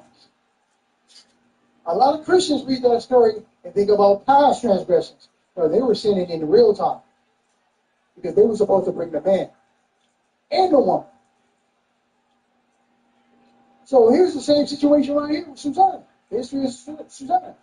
They've got her on trial for this make-believe imaginary story, but they don't have the man on trial. So they can't even put her to death righteously. That would be an unrighteous judgment. The scripture said you have to make diligent inquisition. So that means if they wasn't able to get her name or get his name from her, they was going to probably have to find another way to get his name. In order for them to have a proper judgment, the scripture says diligent inquisition. Inquisition means inquiry, action questions. Going to, round up your witnesses. Maybe I got to communicate with the neighbors and see what they saw. See if they can give the description of the brother that jumped the gate, allegedly. Does that make sense? Go ahead, sister. You got it. Yeah, Justin.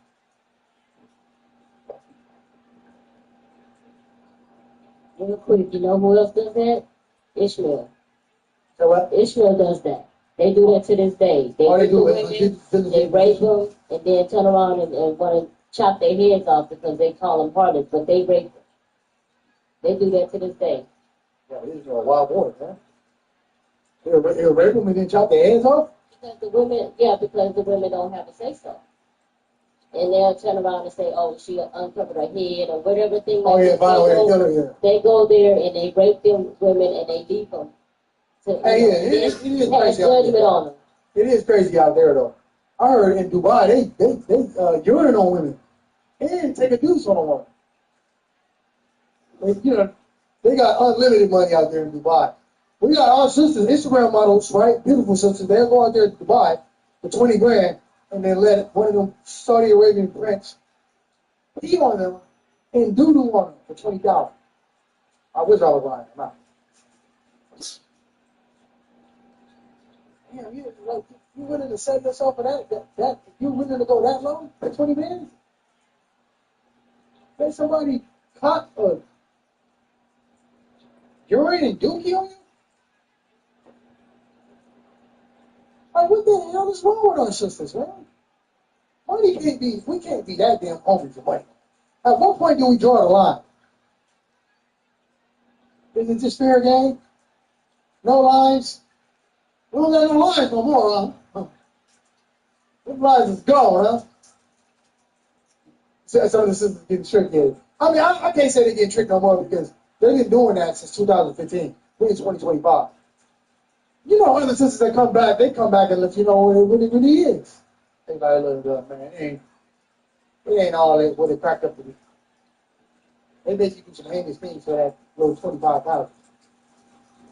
You got to remember, 25,000 to a Saudi Arabian prince ain't nothing. That's a drop in the bucket.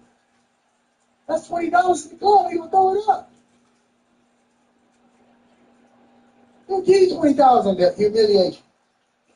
And sadly enough, it be the numbers on going out there for that little Trump challenge.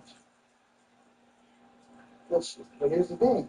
Now you got a perpetual stain on your resume. Did y'all marry a woman that y'all knew a Saudi Arabian prince caught and took a doo-doo on, a boo-boo on?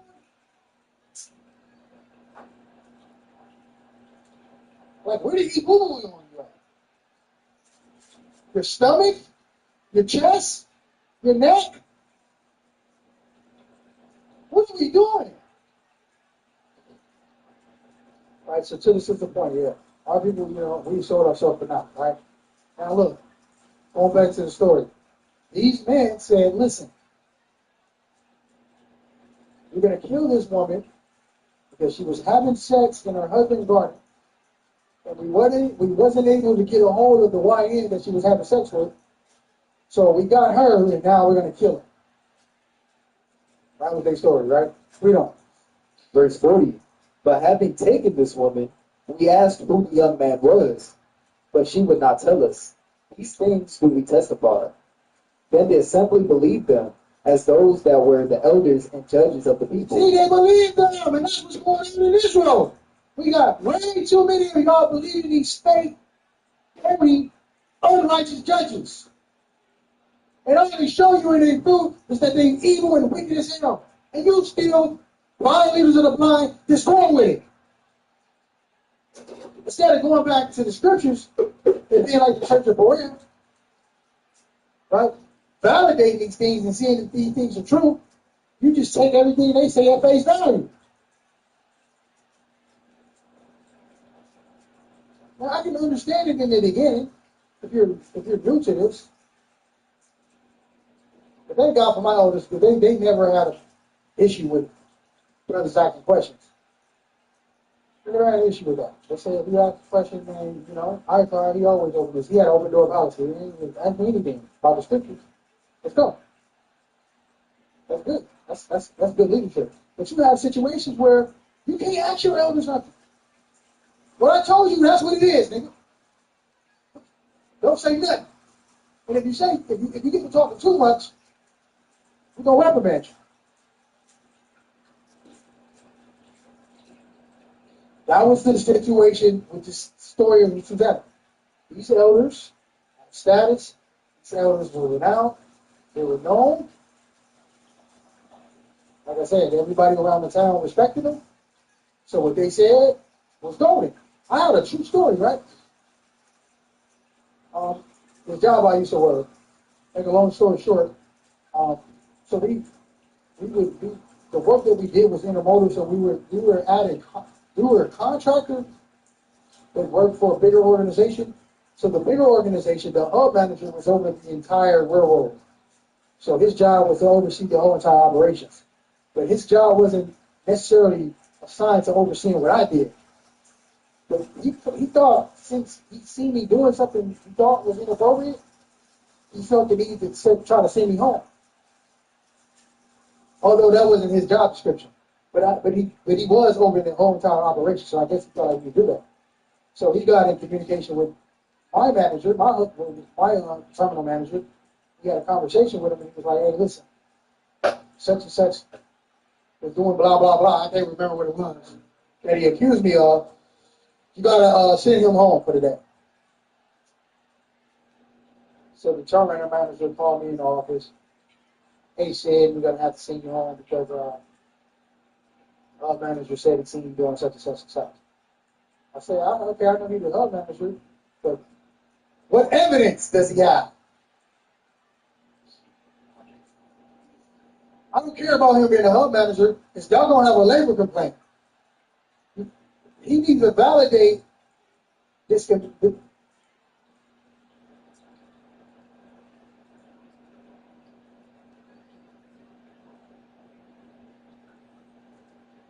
This allegation.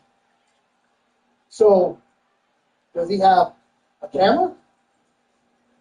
Video evidence? Does he have a recording? Does he have a statement that I signed under the penalty of perjury? What does he have to validate what he's saying? Because I'm gonna push the line. I'm gonna go complain to my labor people and HR managers. I'm gonna push the line if y'all don't send me home because of this. Because I vehemently disagree, and I'm not signing anything. And the general manager, he came in, he was like, "Sid, get the hell out of my office, man. Go back on there."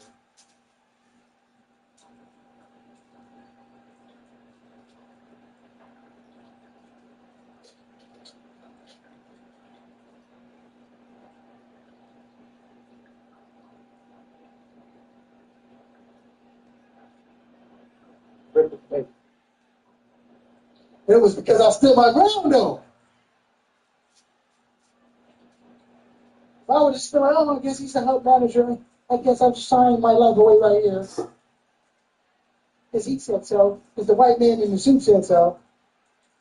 You know, I was already radical by then anyway. So I'm like, man, you don't have to prove what you said about it. I'm like, you don't have to prove it. I might have been out of pocket, but you can't prove it. That ain't even your job description. You worried about the wrong stuff. You need to be worried about the spray. Why are you worried about me? I'm not stopping what's going on. So, yeah, you don't have to prove that, brother. So the point I'm making is,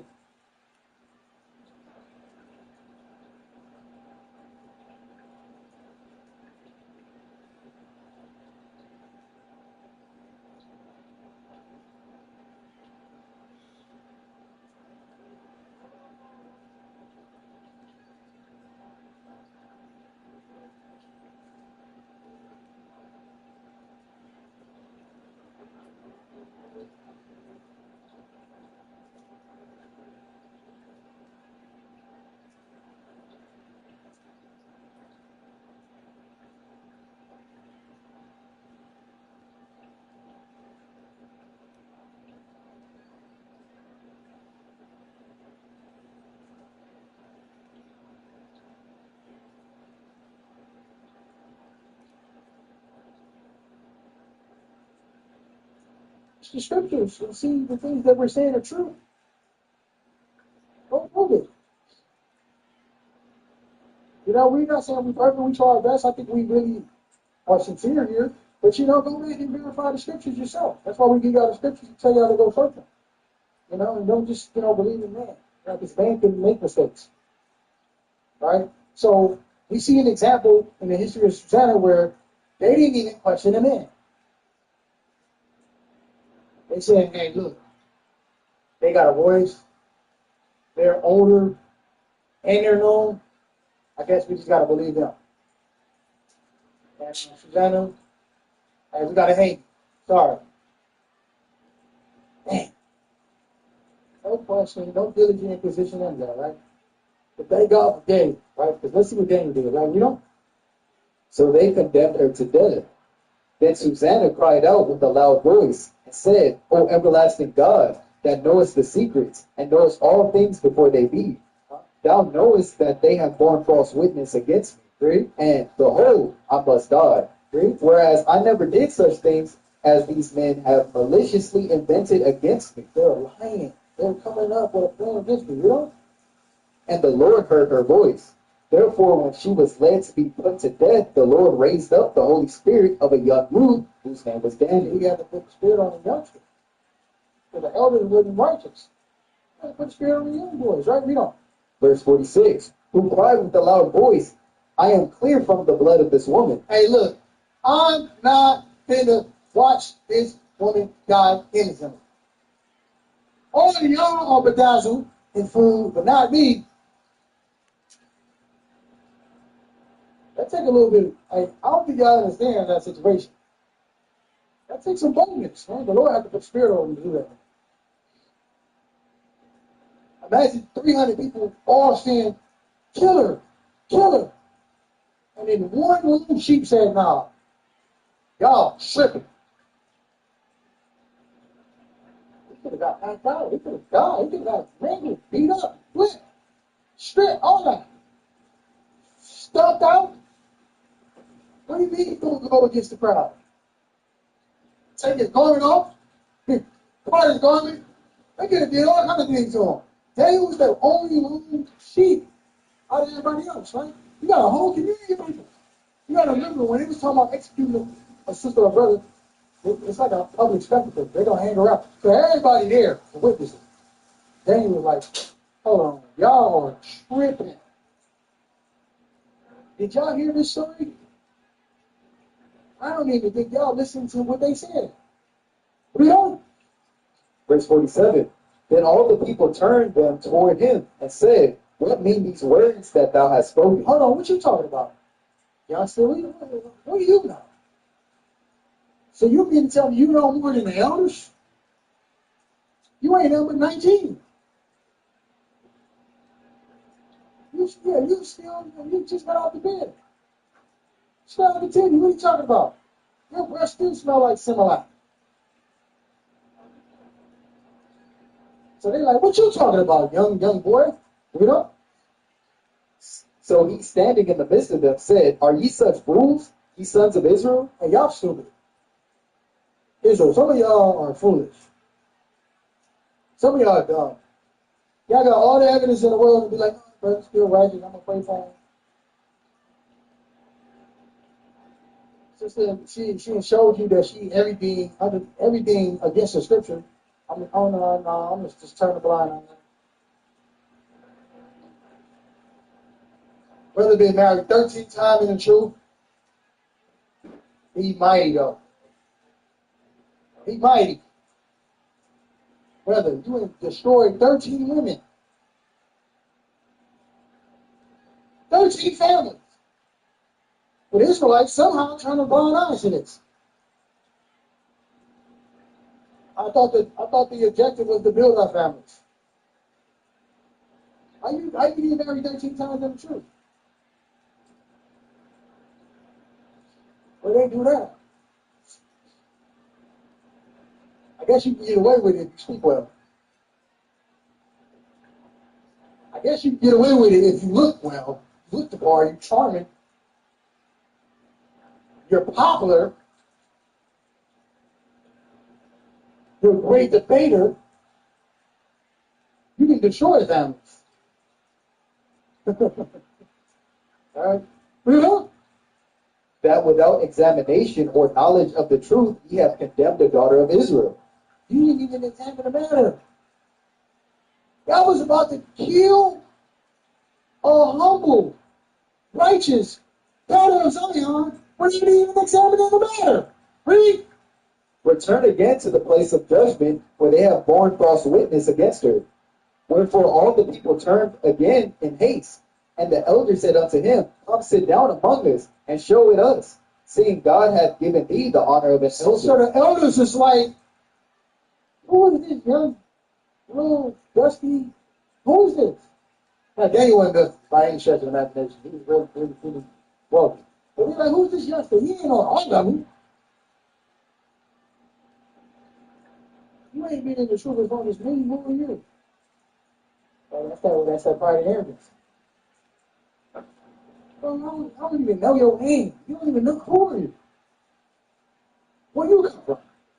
You know how long I've been doing this?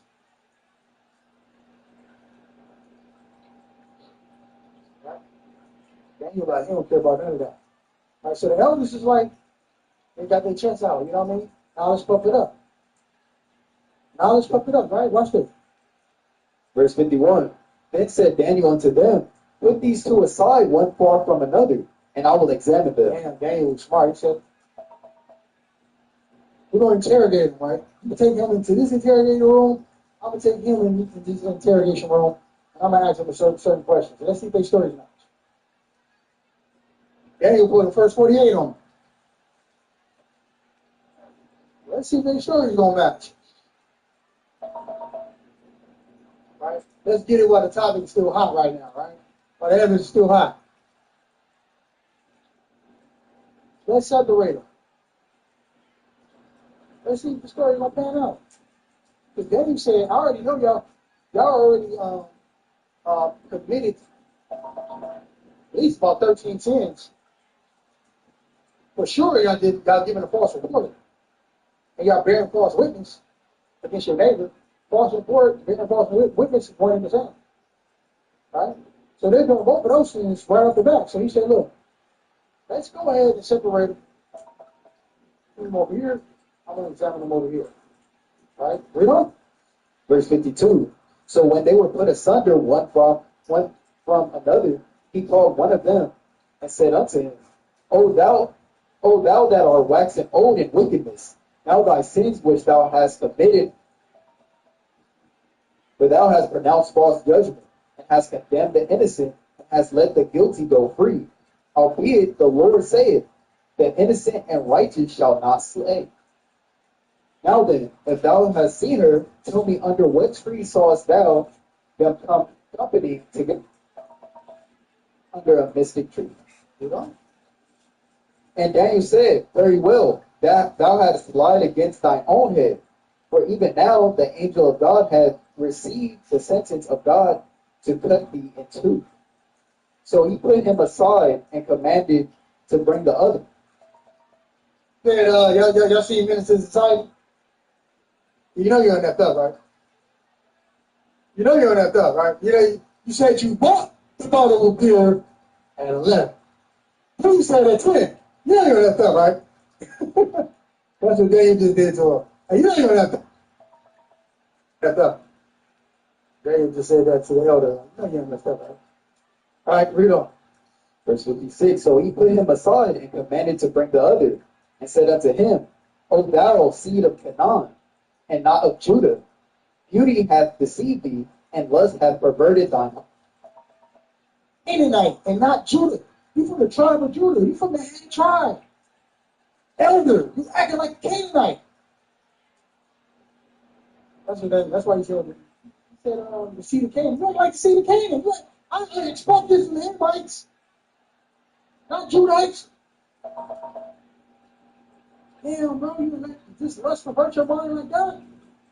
You corroborated a whole story and you went with it and you continue to lie, even trying to get this woman put to death? Damn, you can say, yeah, let me stop. No, you're going to kill her. Right? Y'all wicked, man. Y'all let y'all lust go too far, right? We don't. Verse 57. Thus have ye dealt with the daughters of Israel, but the daughter of Judah would not abide your wickedness. Now therefore tell me, under what tree didst thou take them company together? Who answered, under a home tree. So one said a mystery tree, another one said a home tree. Stories don't match. Alright? About, we can see this is a frivolous case, we can throw it out. These are two eyewitnesses who's given totally two different accounts. Supposedly, they both supposed to be eyewitnesses, and they're given two different accounts. That's problematic. Like the trees is Like, clearly different. Oak tree, palm tree, come on, you're not going to be able to, you know, you're going to be able to distinguish those. You know, you're not going to make a mistake on that. So clearly, you see the home tree and the mystery tree, it's like, this can't be. All right, we see the facts not lining up, right? Read on. Verse 59. Then said Daniel unto him, Well, thou hast also lied against thine own head. For the angel of God waiteth with the sword to cut thee in two, that he may destroy you. With that, all the assembly cried out with a loud voice with them that trust in him. And they arose against the two elders, for Daniel had convicted them of false witness by their own mouth. And according to the law of Moses, they did unto them in such sort as they maliciously intended to do to their Now own. the judgment gets to flip upon your own head. What the laws of Moses said. Deuteronomy 19. You make diligent imposition and you lie on somebody, and the judgment that you was pushing, now that judgment falls on you. That's the same thing that happened in Purim, right? The Feast of Purim. He put a tree out on all the Israelites, and the Most High God said, we're going to turn that judgment upon you and your whole household. And all 10 of his sons was hung on them gallows. Right? That's the power of the Most High God. So the elders own death. They signed their own death certificate. According to the law, if you signed it enough, they knew it. These weren't no chump, pass by night type of men. But their mind got perverted by lust, and that can happen to men. That can happen to men. That's why you got to pray them demons off. Pray the spirits off of you, man. They leave. They come back stronger. Nothing you say. Yo. It comes back and it comes back 7 times over. Find the bloody sweat, garnish. You want Bible study? Nicely, kept. Yeah. And now I'm coming to blue. Yeah, nigga. Listen to that bullshit. Stop, I told you stop saying So that. now the judgment that they had out against the system turns upon their own head, right? You know? I told you. Nigga, Thus the innocent nigga was lost. saved the same day. Nigga, they played me, nigga. Wife praised God for their daughters. They played me today, nigga. I was betting the bread, nigga, and nigga, they stopped the fight. No dishonesty found in her. From that day forth was Daniel hold on, let me had turn a this shit great down. reputation Turn this in the down. sight of the people. They didn't do a good Bro, deed. I He can't could have hear got you. his That name. loud shit in the background, bro. Bro, I told you I'm about to turn it down. Chill out. We can extrapolate a whole lot into the Bro, I story, can't right? hear A you. whole You lot. gotta turn it down. One thing I want to talk about Turn it is a down real right life now. scenario, right? About righteous judgment. Turn it and down right unrighteous now, judgment, huh? Homie. Huh? right? Now, I'm turning it right down right now, homie. I can't hear you, bro. Like, all I hear is them talking. About to hear, yeah, nigga, you finna hear me talking about beating your ass in a minute, nigga. What you need to hear. I'm about to let you hear what you need to hear. Getting your ass beat, nigga. That's what you need to hear, nigga. This bitch ass nigga gonna say you want a rematch for $30? No, bitch. Ooh. The nigga that won the money. Oh, that nigga D West playing Madden right now. I'm finna tell him to hop in the party. I was watching y'all shit, but I was asleep watching y'all Oh, shit. I was dogging it with D West ass, nigga. Who won? He did. I mean, I did. Oh, he got the Madden. I'm gonna invite him right now. He playing That Madden. nigga Armand said he about to get on. Oh, yeah. He trying to bet. He trying to win your money too. I ain't betting tonight, nigga. Sabbath, nigga. Time to rest, bitch. I bet on a weekday. Nigga, it's time. It's God's day, nigga. You was betting already today, nigga. The sun went down, nigga. It's a new day. Shut the fuck up. Still Friday. Friday night. When the sun go, according to the script, nigga, as soon as the sun go down, that means it's a new day. It's a new day. The new day On start the when the sun goes down. calendar, it still say Friday in America. According to God, nigga, God created nigga life, nigga. If He say when the That's like sun go, if if your hey, job said come in Friday night, it's gonna say Friday night. hey, It's not gonna say Saturday. they ain't finna tell me to come in Friday night, nigga. That's a Sabbath, nigga. I'm at the house with the fam, bam, nigga. If you got a Oh, problem, you can pull up, nigga. We can handle it in the street, nigga. whatever, nigga. Yeah, nigga, I'm gonna send you back to the house with a black eye. Betting all that money. I'm gonna send you Can't back to the lose. house with a black eye, nigga. How about that? Yo, Come do son. what's up? You trying to buy this TV for the new crib? Hell yeah, I'm trying to buy that for the new crib. Nigga, you finna drop it off, nigga, because I said so. I can't fit that in my little car, nigga. How much you want for it? Why you trying to sell your TV? You ain't got no bread. 200. Nigga, I got that TV for free. Oh, you trying to Nigga, make some bread? I got TVs already. Nigga. Yeah, I got that shit for free, nigga, from my neighbors. Oh, yeah, I need that then. How big is it? 65. Ooh, that's a living room right there. I'm putting this. I could put this one right here in the room. Be That living motherfucker lavish. big. That motherfucker big. Be living Shit, nice. lavish. Shit, I'm looking to that when I make that bread. I'm holler at you, Chaz, nigga. If I don't sell it already. Nigga, if you put it on offer up, that should be going to nigga. That should be going like Nah, nigga, three. they on That some should low budget shit. nigga. That should be going They like trying 3 to get it hours, for nigga. $100 and all this weird shit. Nigga. Tell them no, nigga. That's 65 inch. I said no. You gotta tell them niggas that because they be trying to lowball you. Yeah, bro, that shit a good ass TV, nigga. That shit big, nigga. Everything works. What the fuck? Apps and shit. Fuck out of here. They trying to lowball me. I put that shit on Facebook and offer up.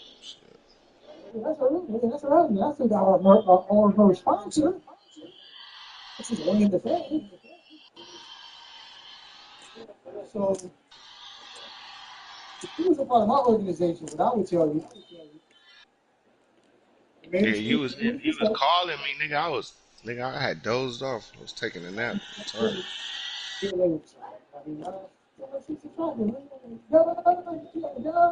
can't be friends with a sister that looks like that. So I said, look, brother, this is what you need to do. You need to, cut her off. A new condom that this nigga gonna post that. There's a new condom that changes color when he takes his TT. As soon as that shit change colors, niggas gonna pull out. Nigga throw that shit away and tell her get up out of here. Get up out of here.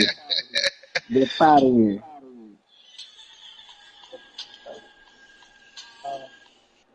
Not doing it. What you did. Got so. You did is a sin, it's wicked. But it might be grace and mercy for you because you was unaware and you didn't know. I still got to make out, I don't know how to make out them does it. Make out don't care. Sin is sin. You see that situation with Abraham and the Egyptians. The Egyptian family didn't know why Abraham won. Abraham had to do some the truth. I was talking about the way Muhammad didn't know in the third house. He's nice for it. Because the Most High don't really care about if you didn't know or didn't. You know or you didn't know, the Most High don't really care about all that. It's good in the quiet. So I'm like, well, look, I'm not the exact thing. Most High. What I would say, at least around the members, block her on all social media, never talk to her again. Because I believe she's married. The man that she didn't want you to talk to on FaceTime is her husband. All responsible. Now, here's the flip side. That same scenario, listen now, I ain't gonna say again, I'm like, damn that son. No, you don't. Y'all caught it. They say, oh man, you know what?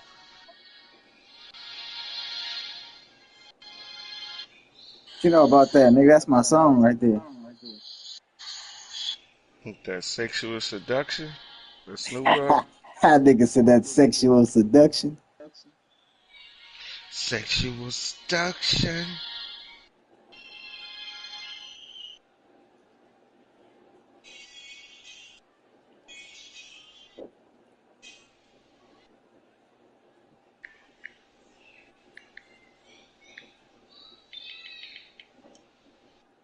I'm gonna take my time.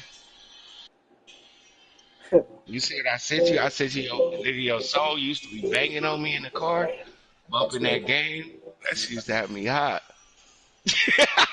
So, what? That one blood on.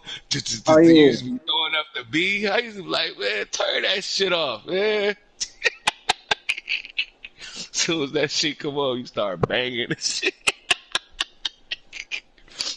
That shit funny. I was like, look at this nigga throwing up the B.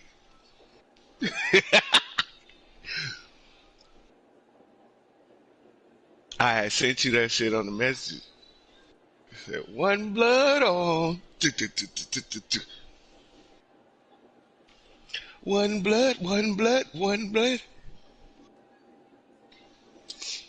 What you trying to play, man? Shit, it don't matter. What we was playing at? Soccer? What you on that That's boxing? funny. Hey, it's funny you said that because that was the first thing that came to my mind. You been running on that soccer? I'm starting. I gotta get my soccer game up because they be betting on the game. I mean, they be betting on the soccer. Oh, they be playing on that? On the best shit? I mean, hey, Judah was doing it. He had a hole. Tamar was a hole. He purchased that box. He got his rocks off. He nothing, man. Go do your thing, bro. Most times when you got needs. Man, I ain't got no fucking games, bro. I No, only got I wish I would. I've heard it. I've heard it. I know Rosman heard it. He's been in the dog the longest. They say that. That's his scripture. He's a study man. You know the scriptures? There's a whole camp. Let him say that.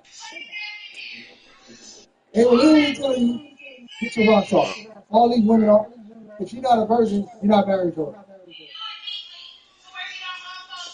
So you're allowed to get your rocks off. She ain't ever heard it anyways. And like our forefather Judah, he paid for the box. He paid for poured her. out You can all do the it too. folded clothes.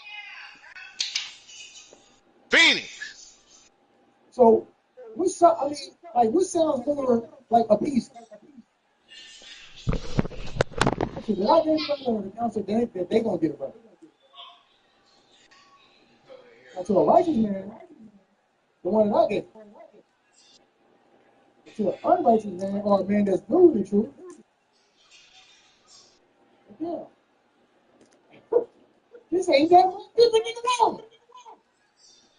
The only difference is I got a beard and some fringes. Wait a minute. It's not even sounding right. Even in the bootleg Christian, it's not even sounding. Bootleg Christians know that on game right. Say 5 times marriage is for good. Now, marriage is honorable, but what? Whoremongers and adulterers, Yahweh will judge. I guess we just disregard that scripture then. Because it's not in the Torah. You don't disregard it. You know what I'm saying?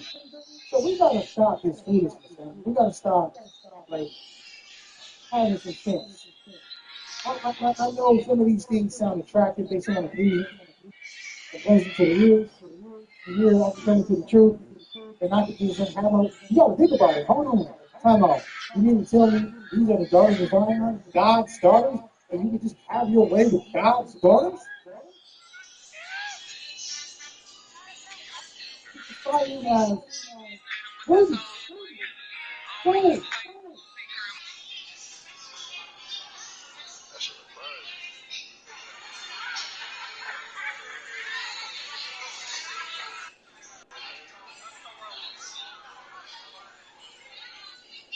something right fucking now. It's not easy to be a fucking champion. All right? The hard.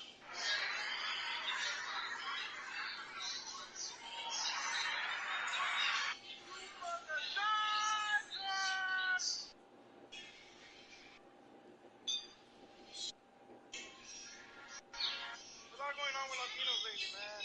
This ICE shit is getting out of control. The other day, my mom wanted to go out, and I'm like, bitch, you don't have papers. What the fuck are you doing? My mom loves me to death.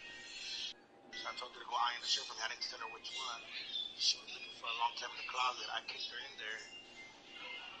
And she's locked up there right now, so I gotta go through this shit. But she's not all bad. You feel me? I left the bucket there and the cat. And some chips. So she's kind of like Anne Frank during the Holocaust, you know what I'm saying? That was too dark. My fault. If we're gonna get racist, might as well go all the way. Dang, that was good. Should I write that down? Okay, cool. I go outside, I get sniped by a Jewish person. Damn, that's crazy. Damn, I just checked my bank account. They froze it. Hold on. Just kidding. Hold on.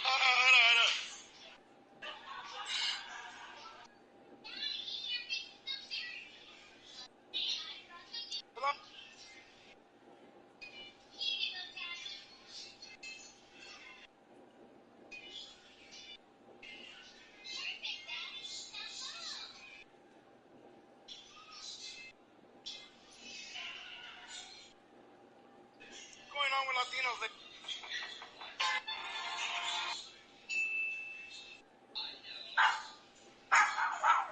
You know, it's on for me. It's not that time. My birthday coming up.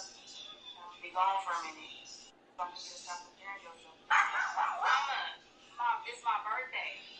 No. I didn't act like it's on your birthday. Relax. I'm gonna be gone 5 nights, 6 days. You know how I need to be.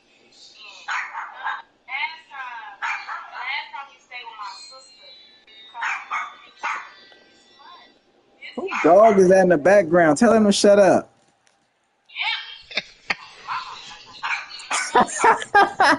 Turn that bullshit off.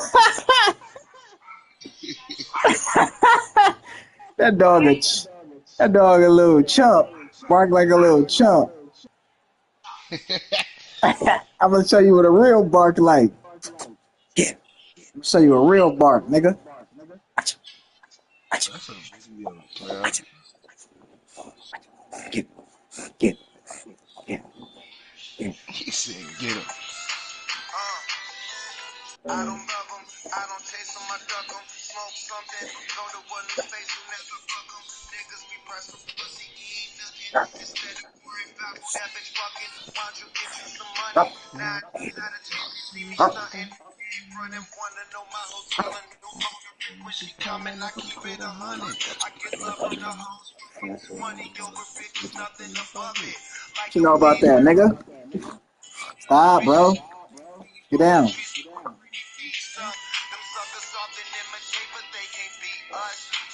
You say put me on, bro. That shit crazy. Let's just pick this up. You put me on, bro, when I stay there. Still. He was like, nigga, Wiz Khalifa, man. I'm like, what? Who the fuck is that? I looked him up. Like, oh, this nigga bang! That nigga JoJo always do the tight rappers and shit. That shit funny.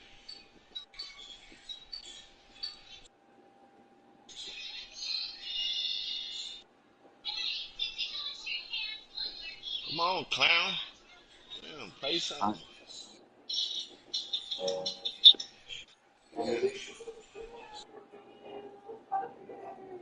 Rolling they piece with they pretty feet up.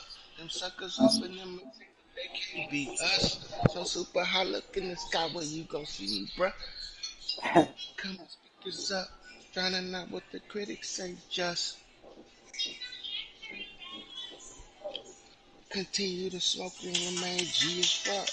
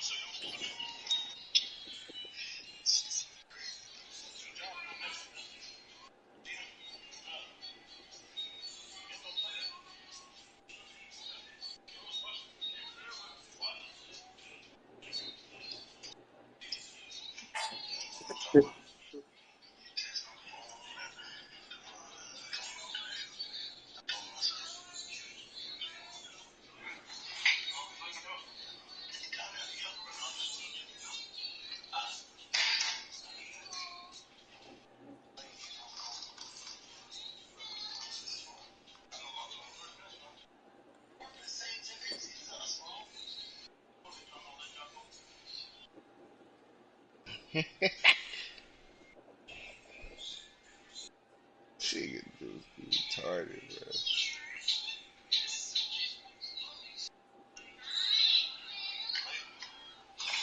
What's that? I hear about them stupid.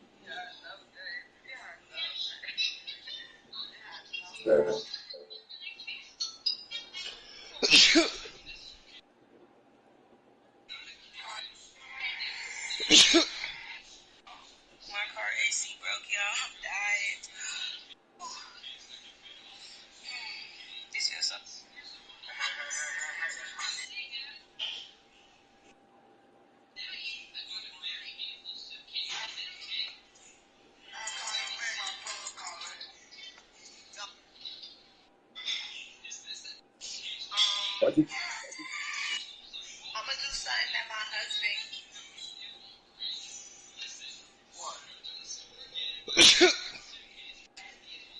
Thank you.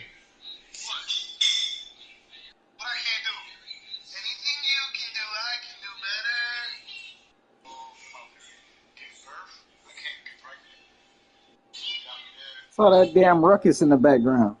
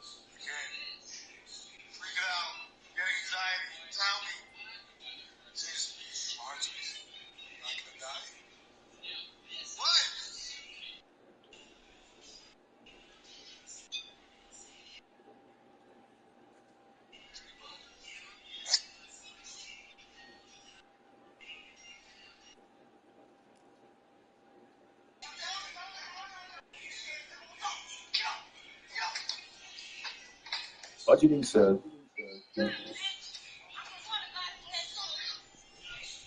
Hey, it said if a man gives his woman his entire paycheck, what is he? Somebody said delusional and insane. My big brother did that foolishness, and he on my couch now. That's the comments. It was the comments on there. I put a clown under the comments.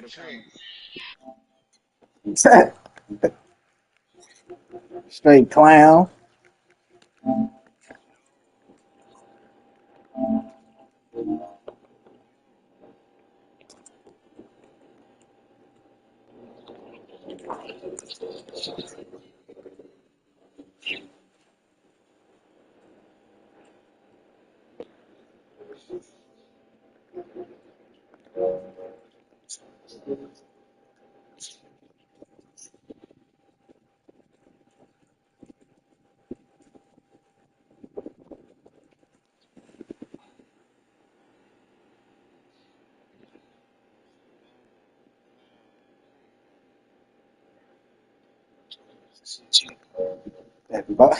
You wish, nigga. Nigga stupid. You stupid. Hey, nigga, I didn't even see that picture I came across today. You sleep. Watch this. I'm gonna see if you can remember. I sent it to my sister too. She was like, "What?" She was like, "What the?" I'm about to send you a picture. Watch this on your phone. See if you remember. I'm about to send. Oh, send it on Messenger. Hey, it's crazy. It's crazy how God worked, nigga. Watch this. This crazy right here, nigga. I was just getting gas, nigga, and then I turned around and I was like, "Wait, what the?" This shit look familiar. Watch this. Let's see if you remember. I sent it.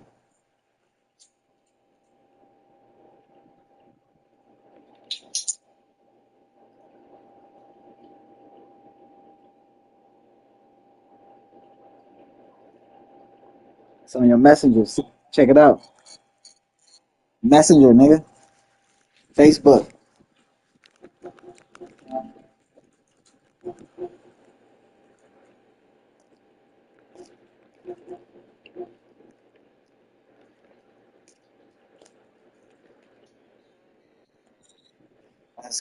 That's crazy, nigga. That's when we made our first CD, nigga. Right there, nigga. That's when we was in the yeah, that was me. I should have sent it to Tyrell, see if he remember, because he was in the living room. Remember when they was tripping?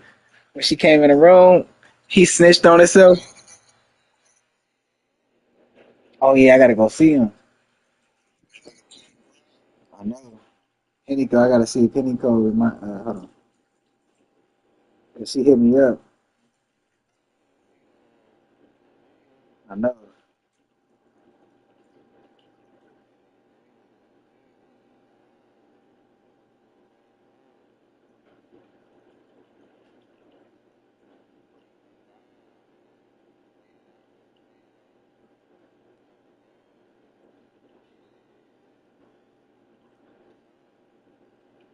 Yeah.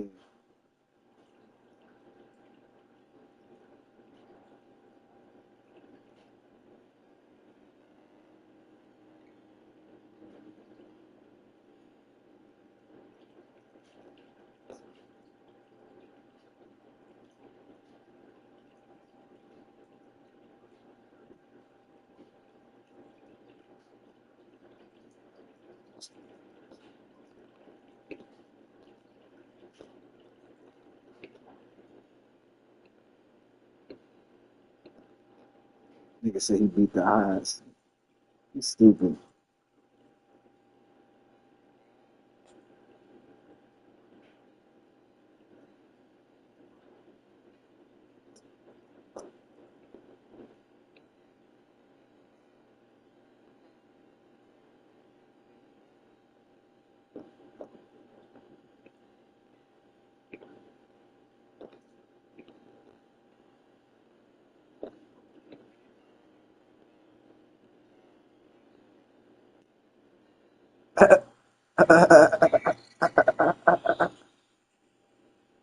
Stupid.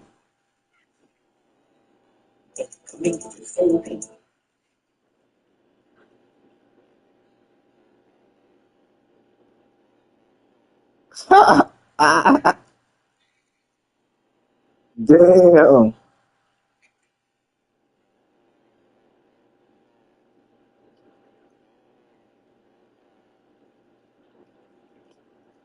Damn.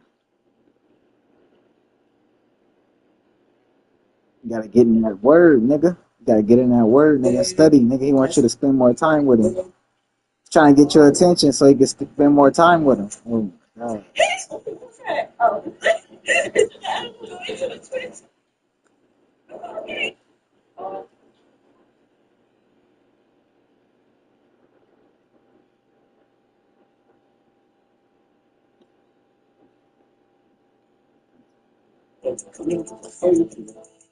Most men feel alone because anytime their problems start to show up, they start to isolate. They don't want to talk to their wives because they're afraid it's going to create more problems. They can't open up to their friends because they don't want to get judged. They can't talk to their coworkers because they're afraid. So what do? We suppress it. We hope that it'll go away, but it never does. It just compounds and gets worse and worse and worse until at some point it explodes. And when it does, the people that you love the most are the ones who have to pay the price. Listen, bro.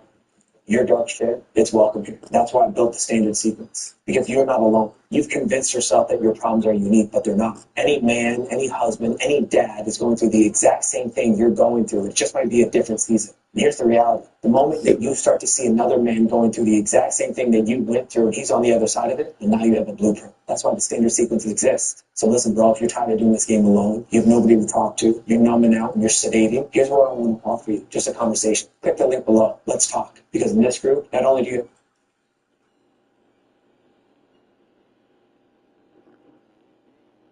Ready? Yeah, that nigga was talking about some stuff right now. He was talking about some stuff. That's true. Not only do you have other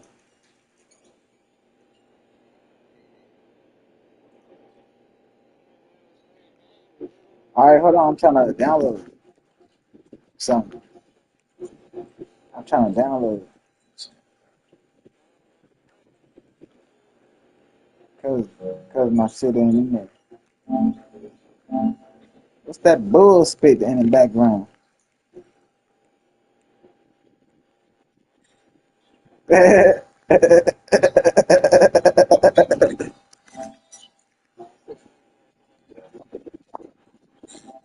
Hi, cuz nigga.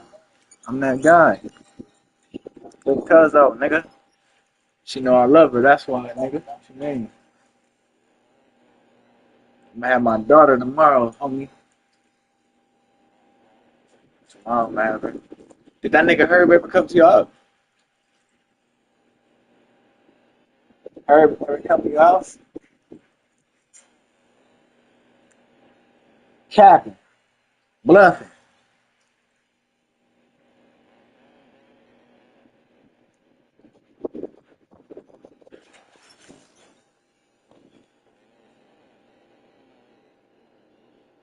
Uh, when he go back?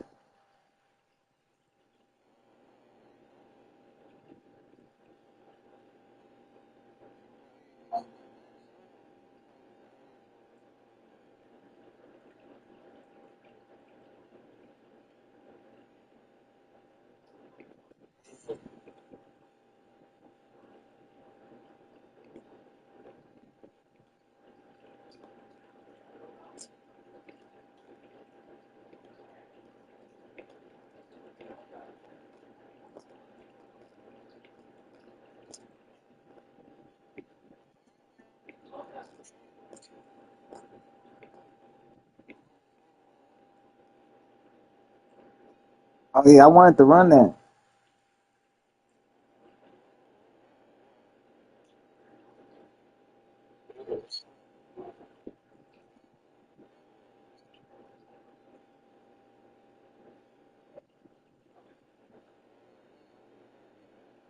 He said I need my rematch. That nigga's Mark.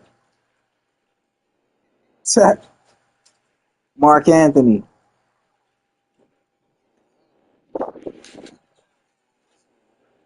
Oh yeah, I'm finna take over that too, nigga.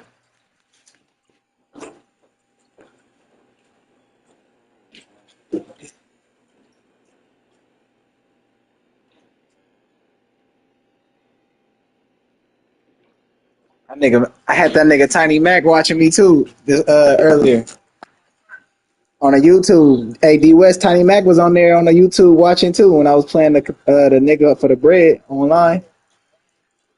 You, you didn't see that nigga comments? Oh, you could run it with Tyon. I'm downloading the game that we supposed to be playing right now.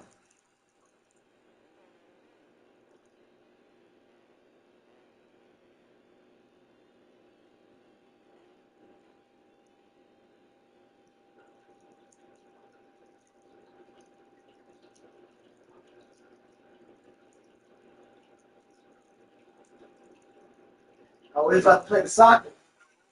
We're about to play the soccer.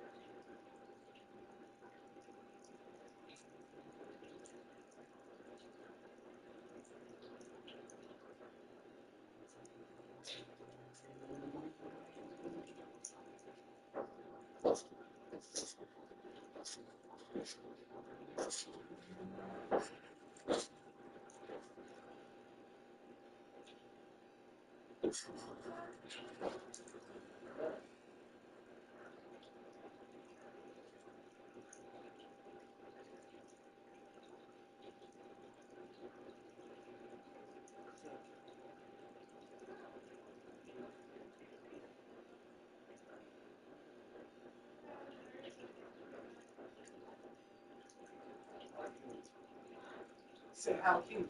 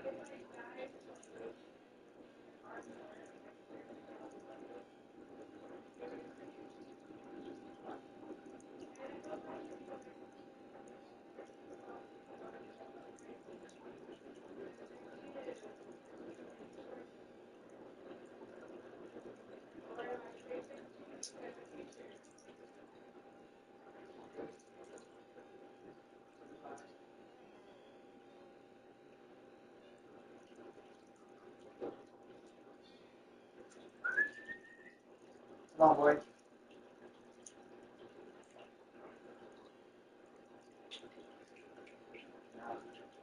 Come on.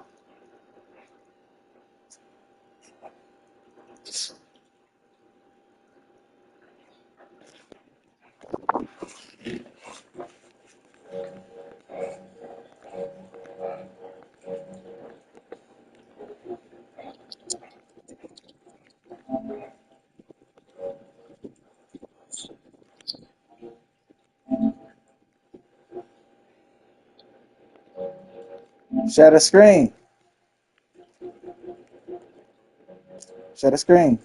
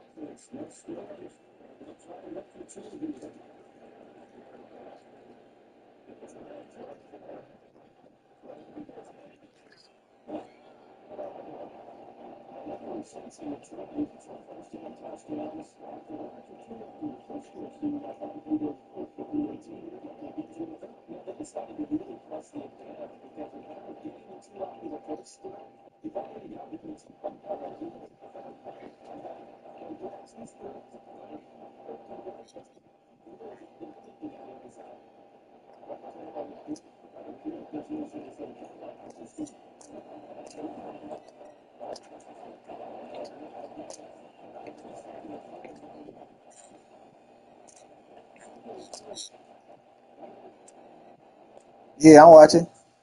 This nigga got the Ravens. You suck. I ever pick my team again. Getting his ass beat. Nigga, that's what you get for picking my team, trying to be like me. Your weak ass. Nigga, you better pick your team, nigga. Can't pick nobody else's team and try to win.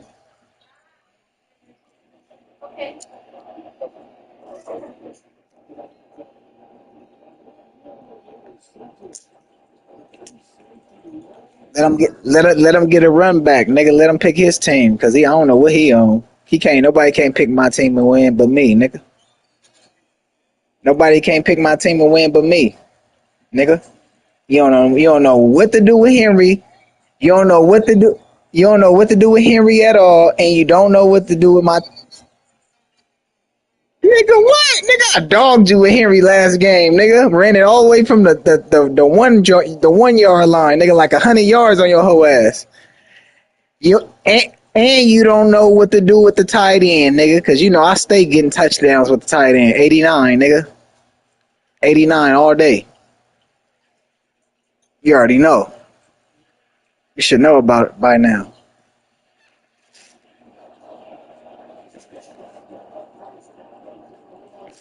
Yeah, I just sent in the paperwork, D West, to get my little permit renewed. I mean, the strap license shit. Because remember, I had told you that my profile it was suspended because I had that incident, so they suspended my gun license shit, so I couldn't get it. So I had to go. No, I had to send my paper to the court so I could get a court date so they could take off the restriction. It's I gotta do an evaluation with a doctor and shit so he can make sure I'm straight. Yeah,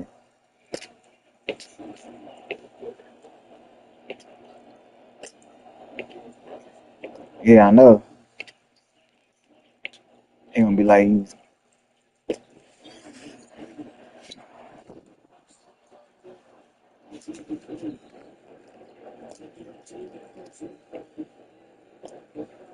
yeah. I just told the judge like I want to do security and I need my gun license for work.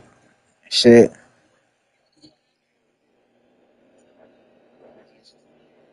Yeah, license to carry for work because I want to expand my career and shit. Made it sound good for her.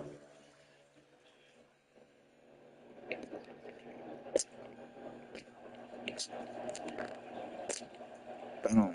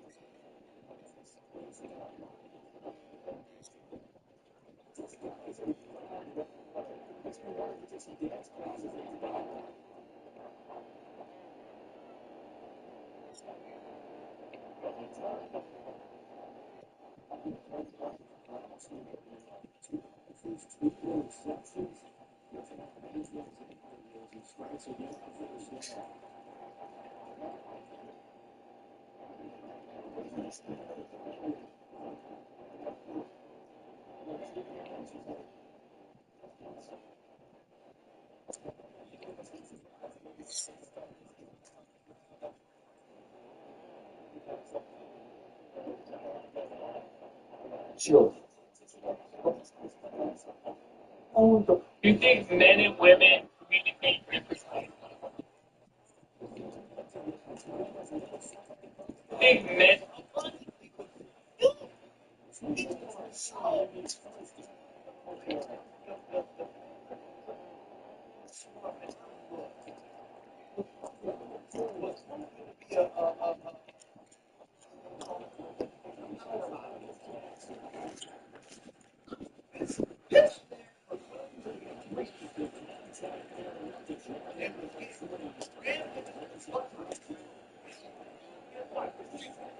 Then he goes on to jumper.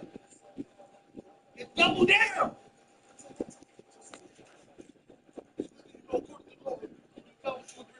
Nigga, we see the text messages.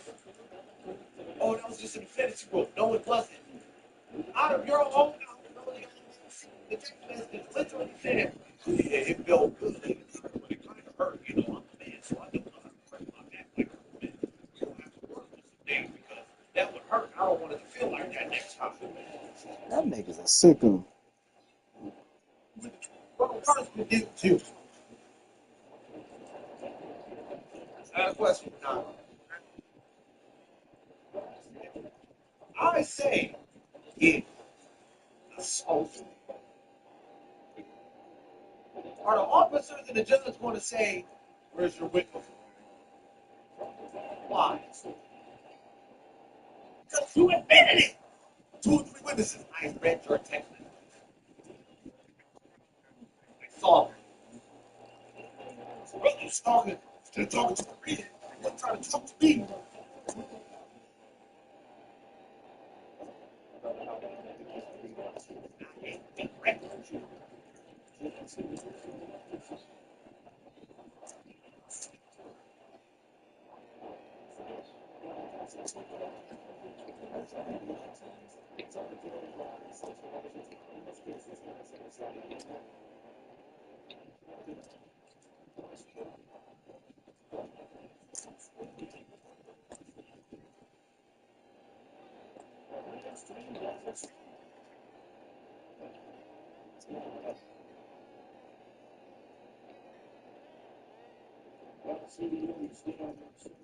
I've had conversations with you about not able to be correct.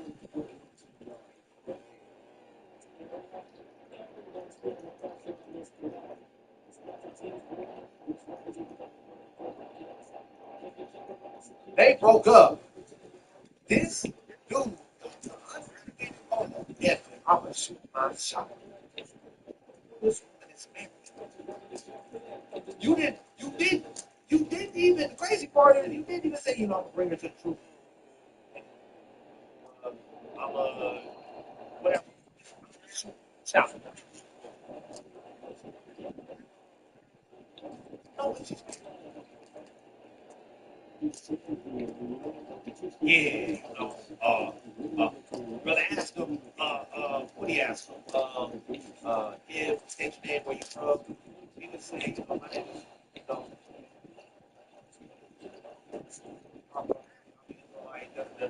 this was named out last week, I'm going to say this time. You know, I'm an Israelite, my organization is Kari, and really, I'm West Google, what? Straight like that. I thought you was repentant. I'm confused. I just feel like all of this hate for this man. Dude. According to what? According to Jeremiah. Savage. How does that look like repentance? Shooting your shot at a married woman. How does that look like repentance? You did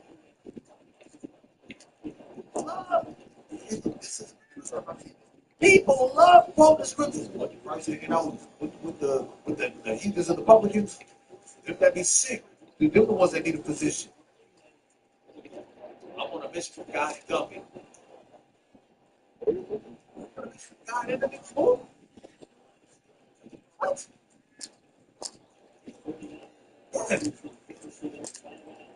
You wait. You didn't say you was Israelite, and I'm trying to, gather my people out of these gangs and bring them back to the Lord. Oh yeah. Touchdown.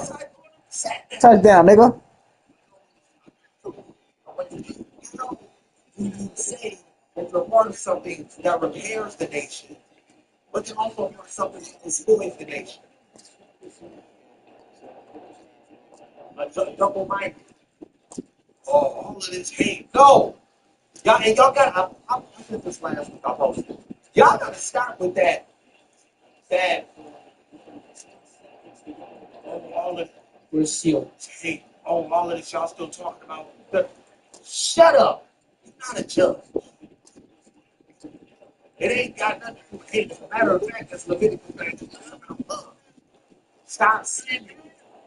Stop being wicked. Pick a side. Pick God's side. God said, I said before you life and death. A lot of y'all claiming to be Israelites, y'all still choosing death. That's the problem. You got situations like that going on.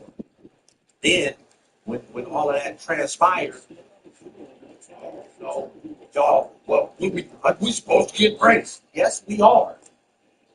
But even Christ knew who to give grace to. I already know where Christ was giving grace to the Pharisees that was moving wickedly. You know why? Because the Pharisees knew that. But Christ used to slam the Pharisees in front of everybody. Oh man, I was like, y'all shouldn't be talking about this. Shut up. Christ did it in front of thousands. Because being wicked and leading the people astray. Lead the people to damnation. What you talking about? Ah, nigga was wide open. Christ.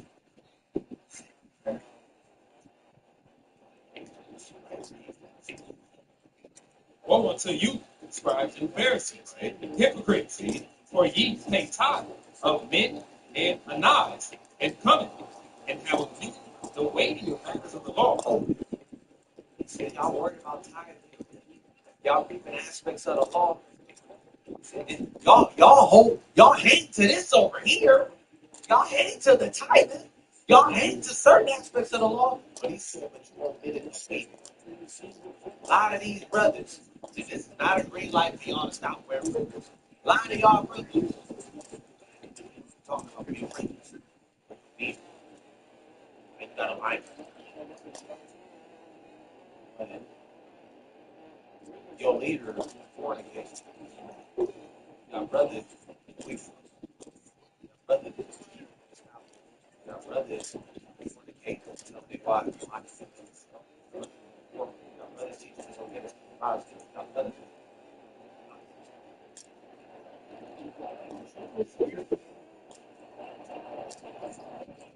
the weightier matter. What are the weightier matters, reading? Judgment. What? Judgment. Judgment. Judgment? Mercy. Niggas want to skip judgment and go straight to mercy. Oh, that's touchdown, nigga. Touchdown. Just roll to the side. Now look at how much righteousness he did. Look at how much attention he brought to the nation. I could just leave my brother high and dry because he did so much for me.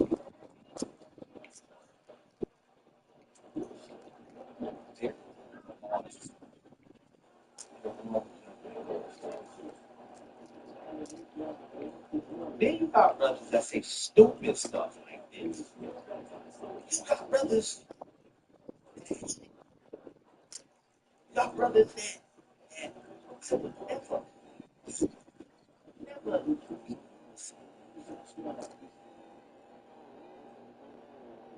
I got men in my camp that hate me.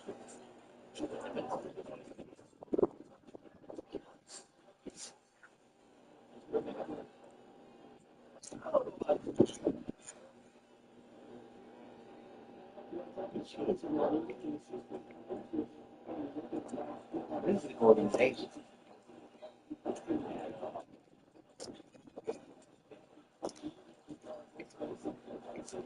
Alleged. Remember, a lot of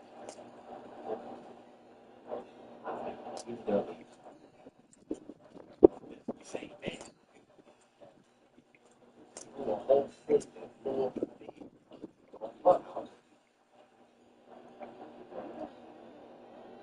I don't know how there's nothing to do with it. Don't lie on my name. They did. He's going to a particular credit.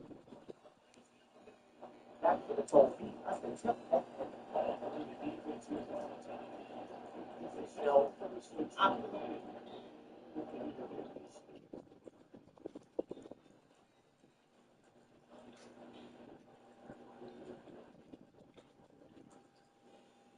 Sleeping around ages people. Demons will stalk you. Spiritual demons manifest in physical. Avoid running. Hearing?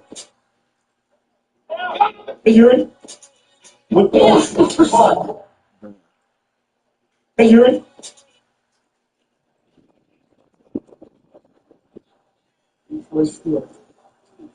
There's abundant healing. Sleeping around ages people. So when you sleep around anybody, degenerates your DNA. That's why it's so important to choose who you give your time to in any relationship. Because you give your time and attention to pursue what you give your offering to your offering. It's also your DNA. Remember that the lesser will take the greater piece of that. So also the healthier you are, if you're having sex with another people, especially if you're going to be the one suffering the love. Remember, temporary pleasure or lust is what destroy the cat as curiosity. And this is why obedience is better than sacrifice. Obedience is the way, and it basically ensures regeneration. Equals you're going to live longer, you're not going to age. So the way that the rest of the world is simply because we're following the instructions of regeneration. This is also why you're going to be more attractive to the profession. Especially as a woman, you're going to physically and spiritually be the most attractive person. That's why women have the Lord, we believe have a faith. This is also why we use yoga to balance and stuff like that. Obedience. The importance of practice of detox protocols that we have to go through. Everybody that you need to deal with. You're dealing with the word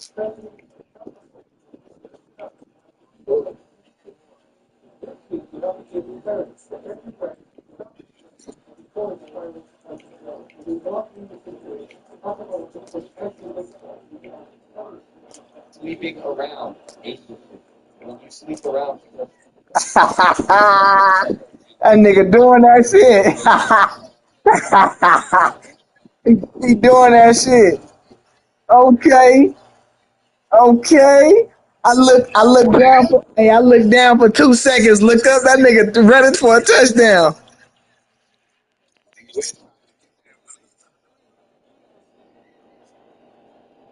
I looked down for 2 seconds, that nigga was running to the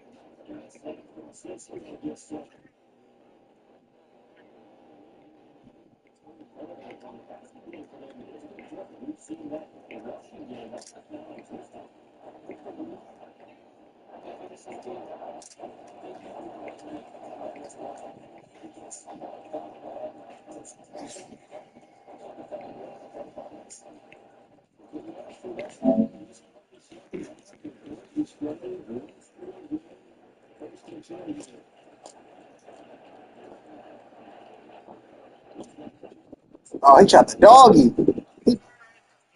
That nigga tried to dog you, Ty.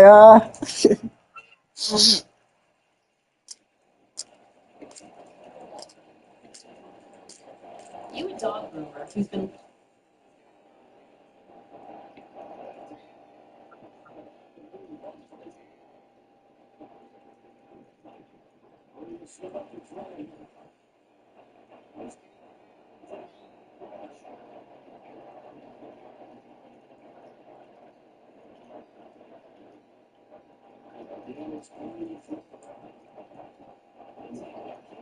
Hey, hey, D West, I just sent you a message on Facebook. Look at it. Whenever you get time. Whenever you get time. Whenever you get time, look at that.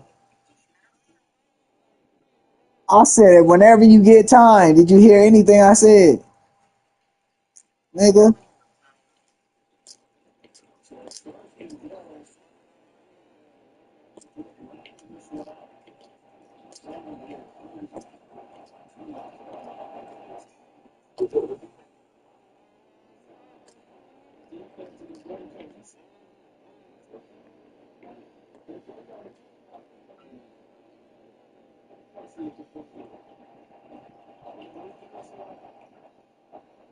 Oh, he did.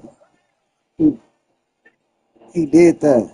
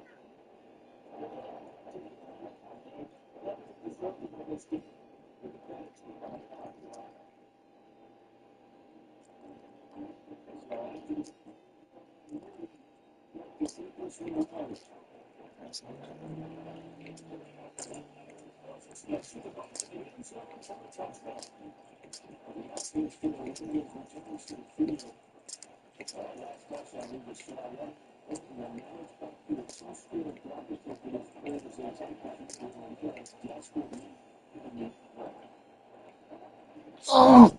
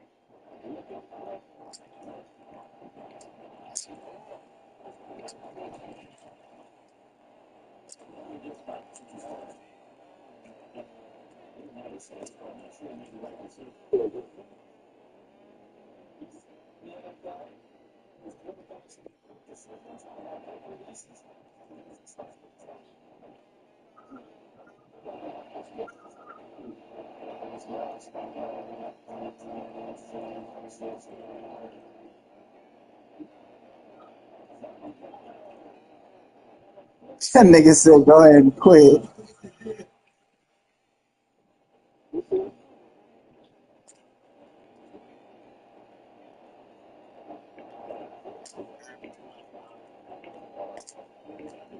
Hell yeah, nigga, I would have quit right in your face. Hell yeah, I'm next, nigga. You about to see the real. Show Tyon how to play with the Ravens, nigga. Yeah, just do that. Do that.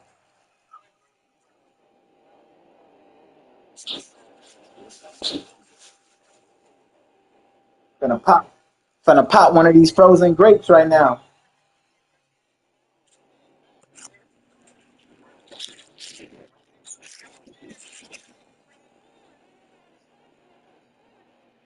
Finna pop one of these frozen grapes, nigga.